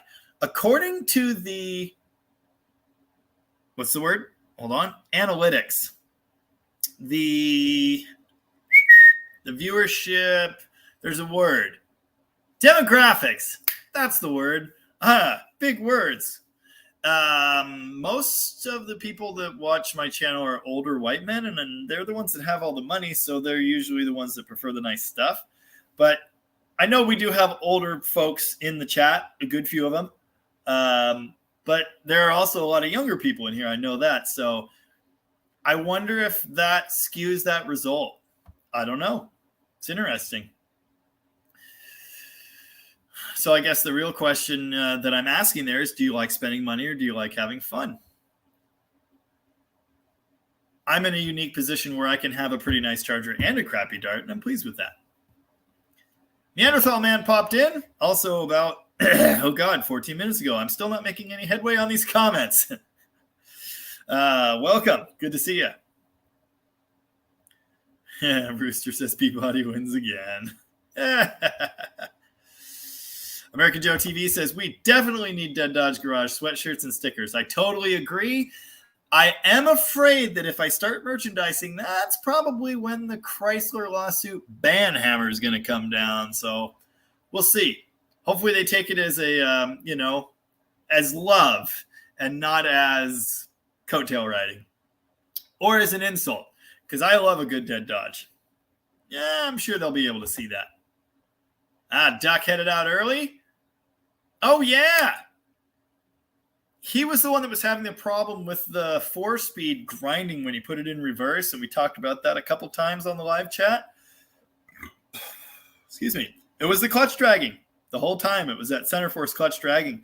Even though he had adjusted it as far in as it could go, and they had verified the clutch disc spun free, it still dragged. He took that piece of crap out. He threw in a stock replacement diaphragm, Luke clutch, and it's fixed. So the moral of the story is center force sucks in Mopar. Newberg, Oregon still has a drive-in. That's awesome. You have a guitar, make it scream. I turned the amp off. I'm out of focus. Huh. Now I have to I got to see this for myself. Hold on. Huh. I'm not out of focus on my end. I look in focus. Ha. All right. Well, if I'm out of focus, I apologize. I don't know what the deal is. I don't know why the streaming image would be out of focus either. It looked really good on my end. I actually checked, which is weird. I apologize if I'm out of focus. I don't know why I would be. It's probably StreamYard's fault, but it might be YouTube's fault. When I went and checked on my end, everything looked good. So, sorry. Hopefully you can hear me. I don't think anyone really needs to see me anyway. Michael Furlan says, Merry Christmas, everyone. Merry Christmas to you, Michael. Wish you lived near Chicago. My Mopar would be better than it is. My dad was from there, actually. And as much as I thought, I should go to Chicago, I kind of like the West Coast. The rust isn't so bad. The climate is wet but agreeable. And where I'm at, it's not that things are cheap, but they're cheaper than the big cities. So I'm still able to get my kicks, if you know what I mean. But, yeah, I've never even visited Chicago. My wife's grandma lives there, too. So that will probably happen someday. I'd like to see it. Avon's a silly man. My sister's silly. She says our father's ashes are on a Scottish battlefield. There's definitely a castle nearby. Craig says I'm in focus. So I think maybe it's a YouTube problem. I don't know. I'm just not sure. On my end, things look good. So I apologize if I'm out of focus. The good news is no one really needs to see any of this anyway. Some people have accused me of looking homeless. I want everyone to know I'm only a couple minutes behind on comments now. Thank you, everyone, for giving it a rest. I'm almost caught up. So if you do have any questions or anything you want to contribute, feel free to do that. And I'll get 10 minutes behind again. It brought me great joy to drive my Cobra replica wearing a dirty work coat with a sweater underneath and a sock hat last winter on the road. I love that. Driving my Charger, on the other hand, I almost feel like I'm not worthy. Like I should clean up or something. Because I just don't belong there. But I am who I am. And the thing is, people that have money, not that I do, they often don't look like they do. So maybe that makes sense. It's just something I've been told. Oh, Ed's machine popped out a couple minutes ago. You have a good night, Ed. See you next week. Wisdom Vendor, do you know where I can get, or do you have, a power steering pump cap for a Federal pump? That's the round neck that we could work a deal on. There are a couple different styles. There's the actual round cap that they used in the early mid 60s, 64s have, I think. And then I want to say they have a more modern looking cap that still fits on the round neck. And Federal and Thompson made those. I don't know if the caps fit the same pumps or not. It is entirely possible I have one. I can't guarantee it.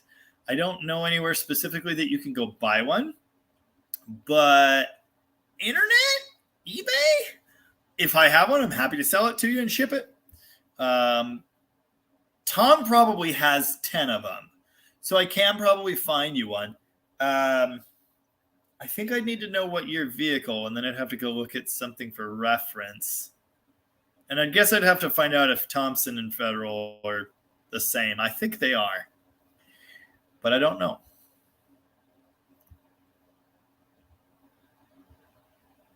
I'm reading.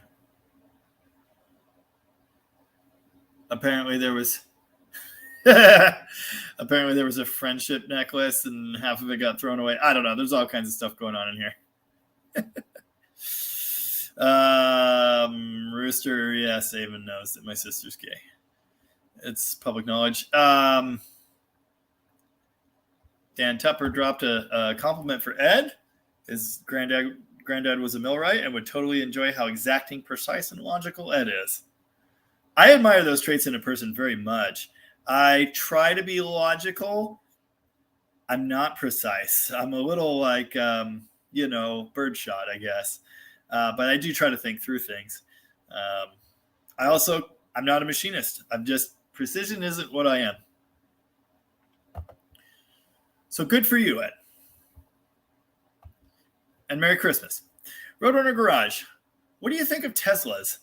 I live in SoCal, and I feel like I'm a fish out of water. All my neighbors have EVs. Maybe I need to move. How do I feel about Teslas? The cars are kind of cool.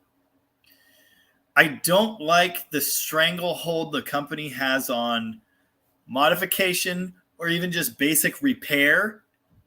I don't like the subscription-based add-on features shit that the whole market is going to now. And I feel like that's a Tesla thing. I think Elon Musk needs to shut the fuck up. But I saw a Model X with the gull-wing back doors the other day, and I thought, that's cool. Your kids don't get rained on when they're getting in and out of the car. I don't think you need to get one.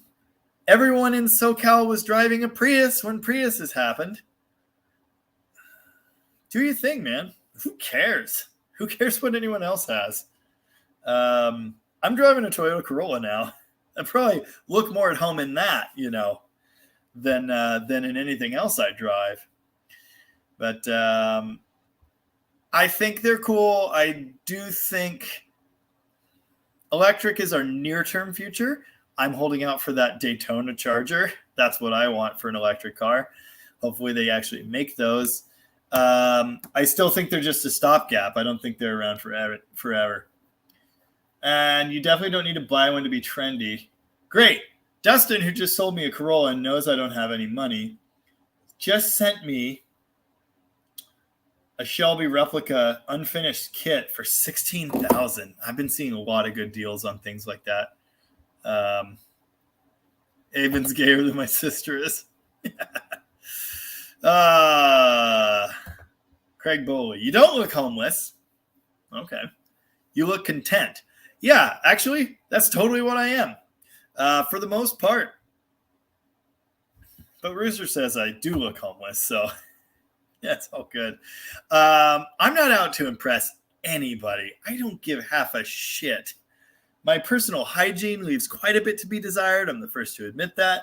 I had 8 teeth pulled at the beginning of this year because stop sending me Cobra replicas. I probably will buy another one eventually. But I am broke right now, baby. It's not that time. It's the lean times right now. Winter always is.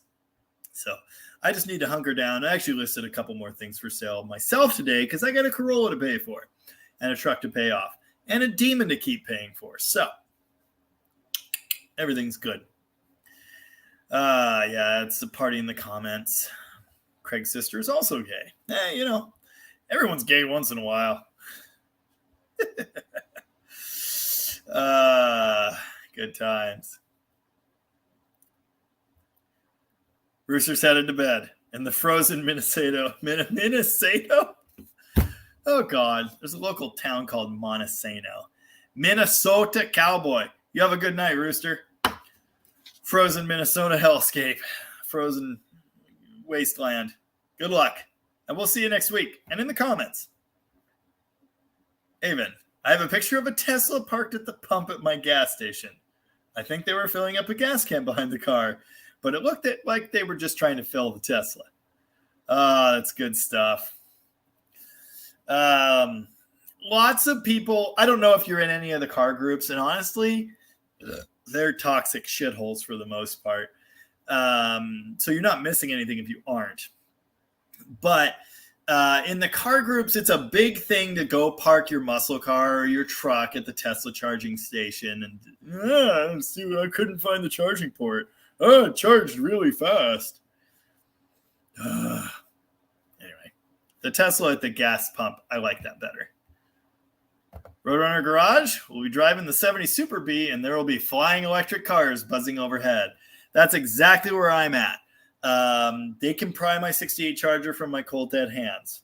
I will electric swap it if I can't buy gas anymore. But as I've said, I think gas is going to be around for a long time. Yeah, flying self-driven electric cars will probably be happening. And as long as we can still buy fuel or refine it ourselves, yeah, I'll be right there with you. I like the idea of an electric car for a commuter because I'm spending so much goddamn money on fuel right now, driving an hour each way 3 days a week. I know there are others that do even worse than that, and I feel for them. So I kind of like the idea of an electric flying daily driver, but you're not taking my classic from me. It's more than just a car. It's who I am. And unfortunately, I have 5 of them, and I'm all of them. Captain X says, drive an old truck. That'll teach them Tesla having sons of bitches. Bigfoots and Mopars. Is it work? Shh. And popping in and out. Nice. Craig Bowley. If you don't want Elon Musk to have a stranglehold on you, watch Rich Rebuilds. He's the king of building and modifying Teslas. Heck. Yeah, I know there's actually a huge scene for that now. One of the car channels I follow is Aging Wheels. He's kind of a huge nerd and a weirdo, and I love it. And his video production is just amazing. He talks to himself. He's so good. I could only dream of the kind of production that he does. And he is now building a dual Tesla-powered all-wheel drive Escape to test the drivetrain, and then he's going to put it in a school bus tow truck conversion, flatbed conversion, which is just like, but that's kind of clued me into him, and also Superfast Matt clued me into this aftermarket there is for the Tesla stuff. They take the Tesla drivetrains and then they use aftermarket control stuff for it. It's amazing. I haven't watched Rich Rebuilds. I might have seen one of his videos once. I'm not totally sure. But I know there are people doing it. I know there are ways around it. Dude, it's just like Apple. It's exactly the same thing. And the more people mess with it, the more aftermarket stuff is going to be available and the more knowledge we'll have. You're always kind of under that thing, though, like you're breaking their terms of service. You know, I have Mac OS on a PC tower down here.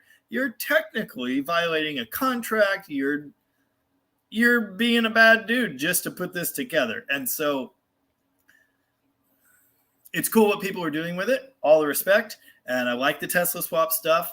I like I like the fact that this is now possible. I'm not saying I'm going to run out and do it, but I do like the idea. It's pretty cool. And electric stuff can be fast. So yeah, I'm not going to electric swap the daily driver CUDA. I'm still going to try and get 30 miles a gallon, but it's cool. And yeah, I understand what you're saying. I know there are people doing it. It's just in general, the Tesla thing in general, it's you belong to them. You're borrowing the car from them when you buy it. So I don't like that. Avon says buying an EV that isn't a Tesla is probably a better bet. I don't know if it is. I want that charger because it looks so good. I don't even know if they're really going to build it. Tesla is the name in EV right now, and anyone else that makes one, they're just trying to be Tesla. So I don't know if you're right. Honestly, I think the Tesla is probably the best worked out EV there is right now. They have the best charging network. They have supercharging. They're the ones that brought chargers to Grace Harbor. There are chargers all up and down the coast, Highway 101, so you can conceivably drive one on that trip and get it charged. So I don't know if that's true, but I still want an electric charger. I think it's cool. Everyone else hates it. That's part of it. but it's also really cool looking. Old Iron Productions made it back, I guess. Welcome back. Neanderthal Man is in the frozen Wisconsin hellscape. Sorry. Ich bin Wien, Minnesotan. That was bad. I don't really have a German accent. I apologize. It's cold over there. Rush Red Barchetta. Red Barracuda? I don't know what that means. Craig Bowley says Rich Rebuilds is also LS swap to Tesla. Nice. Okay, see, I thought it was Ich bin ein Minnesotan. But I read what you wrote because I thought maybe you knew something I didn't. I don't know. Contextual clues. Armeria Rivera. In my country, electric cars are a luxury, and unfortunately, the conversions are not yet well regulated by law. I don't think they are here either. I mean, America is kind of the Wild West in a lot of regards.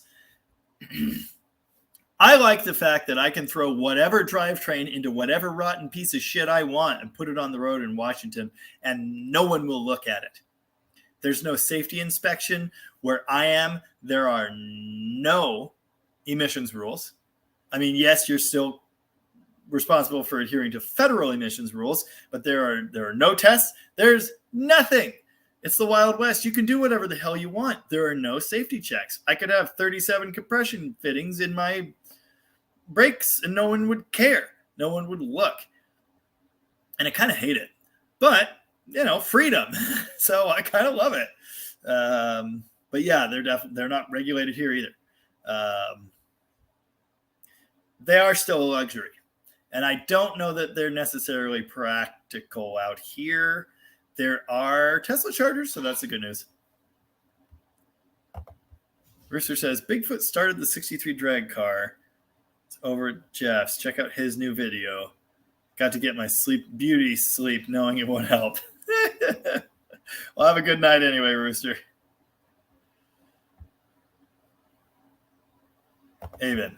I love it when people are so threatened by EVs that they have to go out of their way to try really hard to make the Tesla owners feel as inadequate as they wish they were. Yeah, like rolling coal on Priuses. I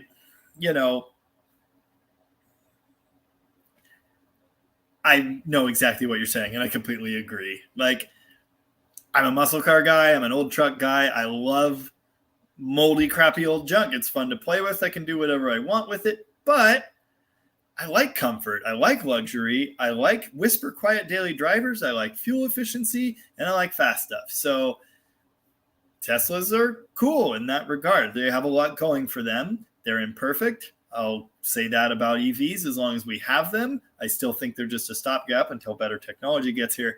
But yeah, I'm not that guy who's going to say Mopar, no car. Oh, you can pry my D100 from my cold, dead hands. I'll never drive an electric car. Yeah, I'll totally drive one for a daily driver. I will. But I'm going to keep getting my kicks and enjoying what I have and what I love. And I don't think I'll ever love a Tesla, but I might enjoy it. Wisdom Vendor says, just for the record, Jamie, anyone who has reached a point where they have a nice 68 Charger in the garage and a crappy high-performance Dart has officially won the game of life. I totally agree with you, and I really think I'm extremely lucky, and I think I have won the game of life, and everything I got now is just extra. I've got a YouTube channel that pays me money to have fun and crack dumb jokes that no one gets and do videos. I do what I love, where and when I feel like it. I have a garage full of decent stuff, not the nicest stuff, not the nicest garage. There's a fucking mud pit next to it right now, and I can't really get my charger out of the shop. But I have a charger, and it's in my shop. So, yeah, I have an awesome family. I have an awesome house. I have an awesome collection. I do cool shit all the time. I think I've won at life. Life is good. So, yeah, I totally agree with you. Dustin says the average daily commuter will see an increase of 10% on their PUD bill with an at-home level 2 charger. I can live with that. Roadrunner Garage. 2 words. Blood batteries.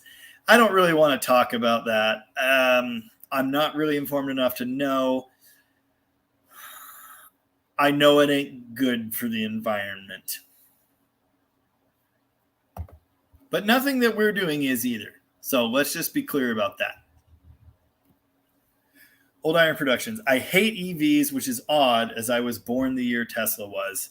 I do like the new Charger, though. I don't have any reason to hate EVs. And I mean, I think it's a broader social point. It's just like things that we love being replaced. I mean, it's like, you know, people our age complaining about EVs replacing, you know, sports cars with manual transmissions.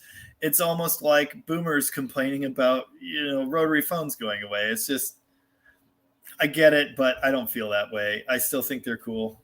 They have their place. Neanderthal Man says Ford is now selling electric crate motors. I didn't know that. I know there's a drop-in GM setup, although I don't remember now if it comes from GM or not. It's whatever they put in Project X. Avon says Tesla's getting absolutely screwed right now. I know, it's hilarious. Everything Musk has touched in the last 10 years is suffering. I don't see it getting it done better unless he's fully removed from them. I haven't seen, but I've heard there's a poll that he posted asking the people on Twitter if he should step down, and it's like 56 or 7% yes. Maybe it was only 54. Maybe it was more than that. Whatever. It's more than half is the point, and it's hilarious. And that's all I have to say about that. It's hilarious. Dan Tepper says, crap. Building an electric Ram Charger using a DC3R 1820 starter motor and a crap load of yellow top batteries. Came out heavier than the 400 big block. Yes, I'm sure it did. And I can only imagine what the range is like and the output. I don't know anything about that type of motor. R1820. Must be pretty big. That sounds like old school electric swap. I've seen some of those sorts of things. Tony B works for a company that makes components for Tesla cars and charging equipment. Interesting. Very interesting. Bigfoots and Mopars knows a guy that has a Rivian electric SUV. Definitely super cool. Too expensive for me. I've never seen their SUV. I've seen the little trucks running around. I have to say I do not like the styling, but I like, excuse me, that they've been able to cut into the market enough that I see Rivians in Grays Harbor County. That's neat. I don't really know a whole lot about them beyond EV, kind of ugly. But, yeah, I bet they are cool. I totally believe it. Roadrunner Garage. I agree about Tesla. American made. Did what the big three auto manufacturers couldn't. All that, but I still love my old Mopar. I totally agree, and that's why I buy a Mopar EV Charger, because it's cool as shit, and it's made by what's left of Chrysler. The DNA is there, although, yeah, it's not Americans running the company anymore, but they would be made here. Yeah, Teslas are American made. It's an American company, American startup that worked. I don't like a lot about it, but I have to say they're cool. They have cool features. They have cool stuff. P38 Chris. They don't make the most sense where I'm at. I'm in the middle of nowhere, except that they actually put in Tesla chargers here. So, and it's funny because this whole place is just full of sticks in the mud who are like, why do we waste a lot downtown for a Tesla charger no one's going to use? Dude, there are cars there all day. There are people there all day. It makes perfect sense. So, yeah, I would agree for you. I agree with you for other places. The companies making these cars are making a push to try and change that and make them work across America. I'm not saying they're doing a great job. I don't know. The part of America I'm in, I actually do see charging stations coming in. And it makes sense to me. It seems like a good setup. In fact, there's a second charging station going in Aberdeen right now. But anyway, your point, P38 Chris. EVs are great for people who live near access to reliable electric, but for more rural parts of the country, y'all are screwed. Gas will always be more convenient for the average person, in my opinion. You know, there are places where gas isn't convenient. I've been there. I've driven through so many places in the middle of nowhere where I'm just like, dude, how can you live here? The gas station is 20 minutes away. You know how often I'd be screwed 20 minutes away from the gas station? Good Lord, the amount of planning. Like, You could be on not the greatest electrical service and still charge an electric car slowly. But I totally get what you're saying. Yeah, and it's the same thing. Like, it's tit for tat. Like, okay, the gasoline's expensive and it's a drive, but the electric service might not be that reliable either. How many times a year does it go out? So yeah, there's definitely an argument there. I get it. I don't think they make sense for everybody. I've never before thought it made sense for me. But in my use case now, a decent EV would have enough range to do my commute, which is an hour each way. It's about 90 miles. I could charge it every night. I know there's an associated electrical cost. I understand that. It ain't free, and it comes from somewhere, and that's a big problem too, especially in California. I understand that. It's a problem. The grid really needs to come first before EVs fully make sense. But we're backwards and dumb in this country, so we're not going to do that. But I digress. Neanderthal Man also has no smog or safety inspections in his part of the state. Yeah, I think some places do. When I moved to Portland, my 1981 Ford van would have had to have been smogged if I transferred the registration there. And I was like, dude, no, I'm not doing that. And it costs a stupid amount of money too. So I kept everything registered in Washington, which is good because I moved back. I like to say Grace Harbor is kind of the Wild West. It is, in a way. No emissions. You can get away with loud, dumb exhaust for the most part. You can screw around. There's space to be dumb and have fun. The police have always been cool to me here. They always have. But I am predispositioned to have, police be cool to me. So, yeah, I don't have to worry about a lot of those sorts of things out here, despite being in the state of Washington. And there's a lot of shit in this state that I do not like. Here in Missouri, your 98 this is Old Iron Productions again. Here in Missouri, your 98 or older car can be historic, so no inspection, but you log your miles and can only drive a certain amount every year. So here in Washington, it's 25 years, so almost 98 now. Man, that was a long time ago. 25 years. So my 92 Corolla would definitely be a collector car right now. There is a Geo Metro convertible that someone daily drives locally here that has a collector plate on it. And I think that's hilarious. Choking on my own saliva.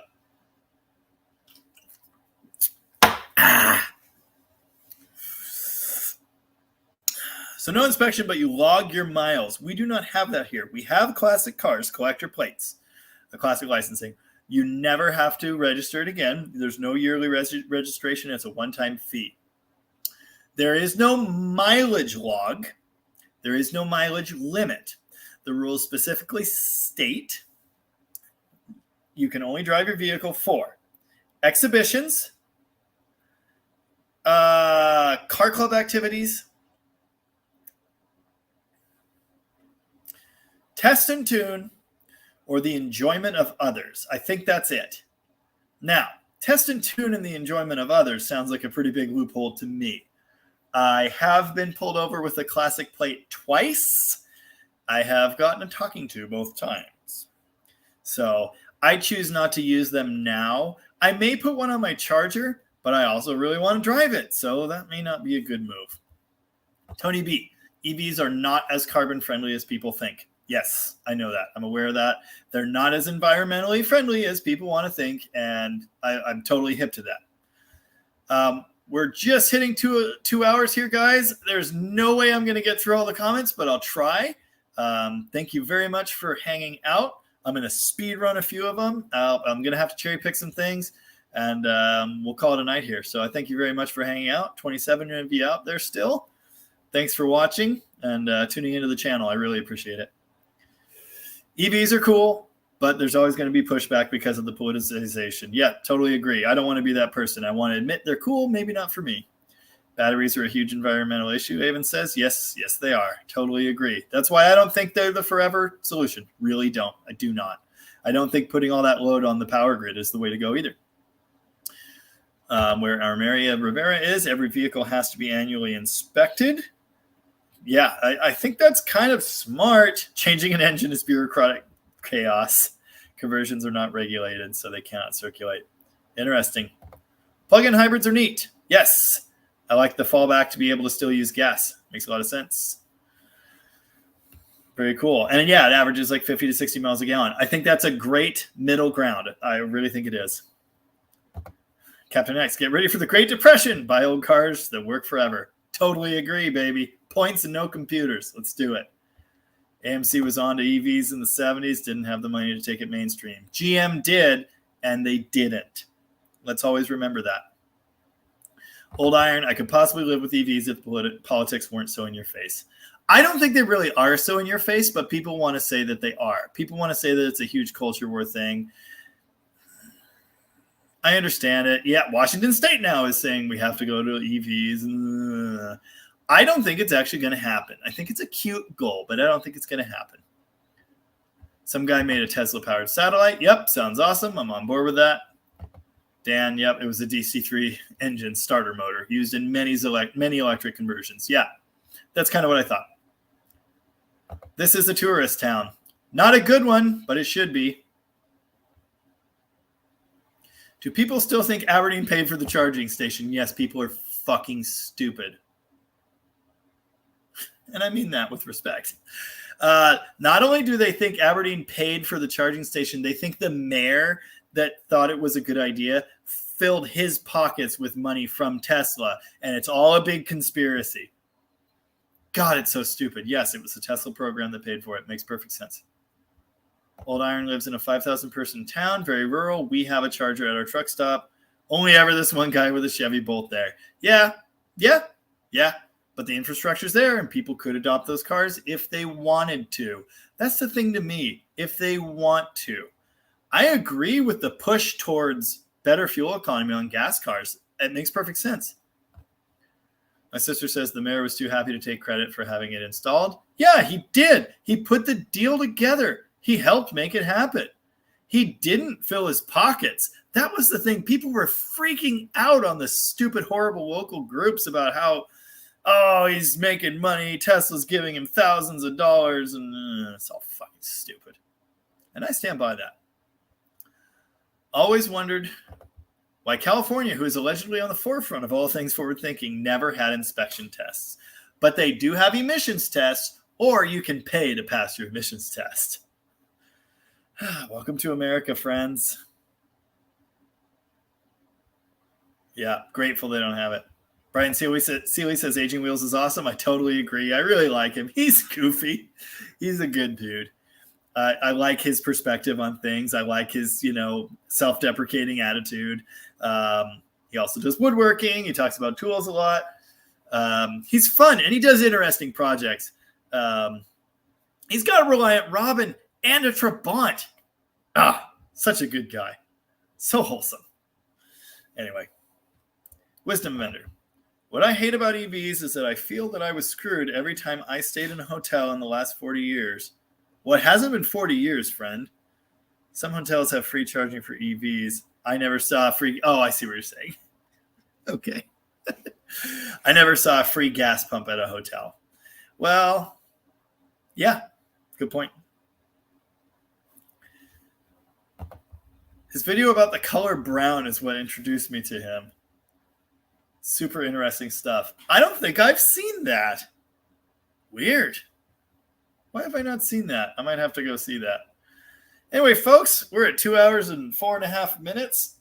25 of you still hanging in. I did manage to get to the end of the comments. I apologize if I skipped yours. Unfortunately, I think that's going to become part of reality. The more people that hang out here and want to chat, I really am going to have to hire someone for help. Good night, Dan. Rotor Garage, good talk. Thanks for hanging out for 2 hours. I totally appreciate it. I appreciate everybody that comes to these things every week. I really do look forward to it all week. It's fun. It's cool to, kind of share information. I know a lot of us are sort of on the same wavelength, and we love Mopars, and we just want the world to be normal, and we don't want to talk politics. Anyone that's like that, feel free to hang out and bring your friends. I'll see all you guys next week. Take it easy. Keep up the good work. Keep the greasy side down. And if you like, keep a frosty cold beverage nearby. Take care and good night. See you, Noah, Avon, Captain X. Thanks again. Old Iron. Next week.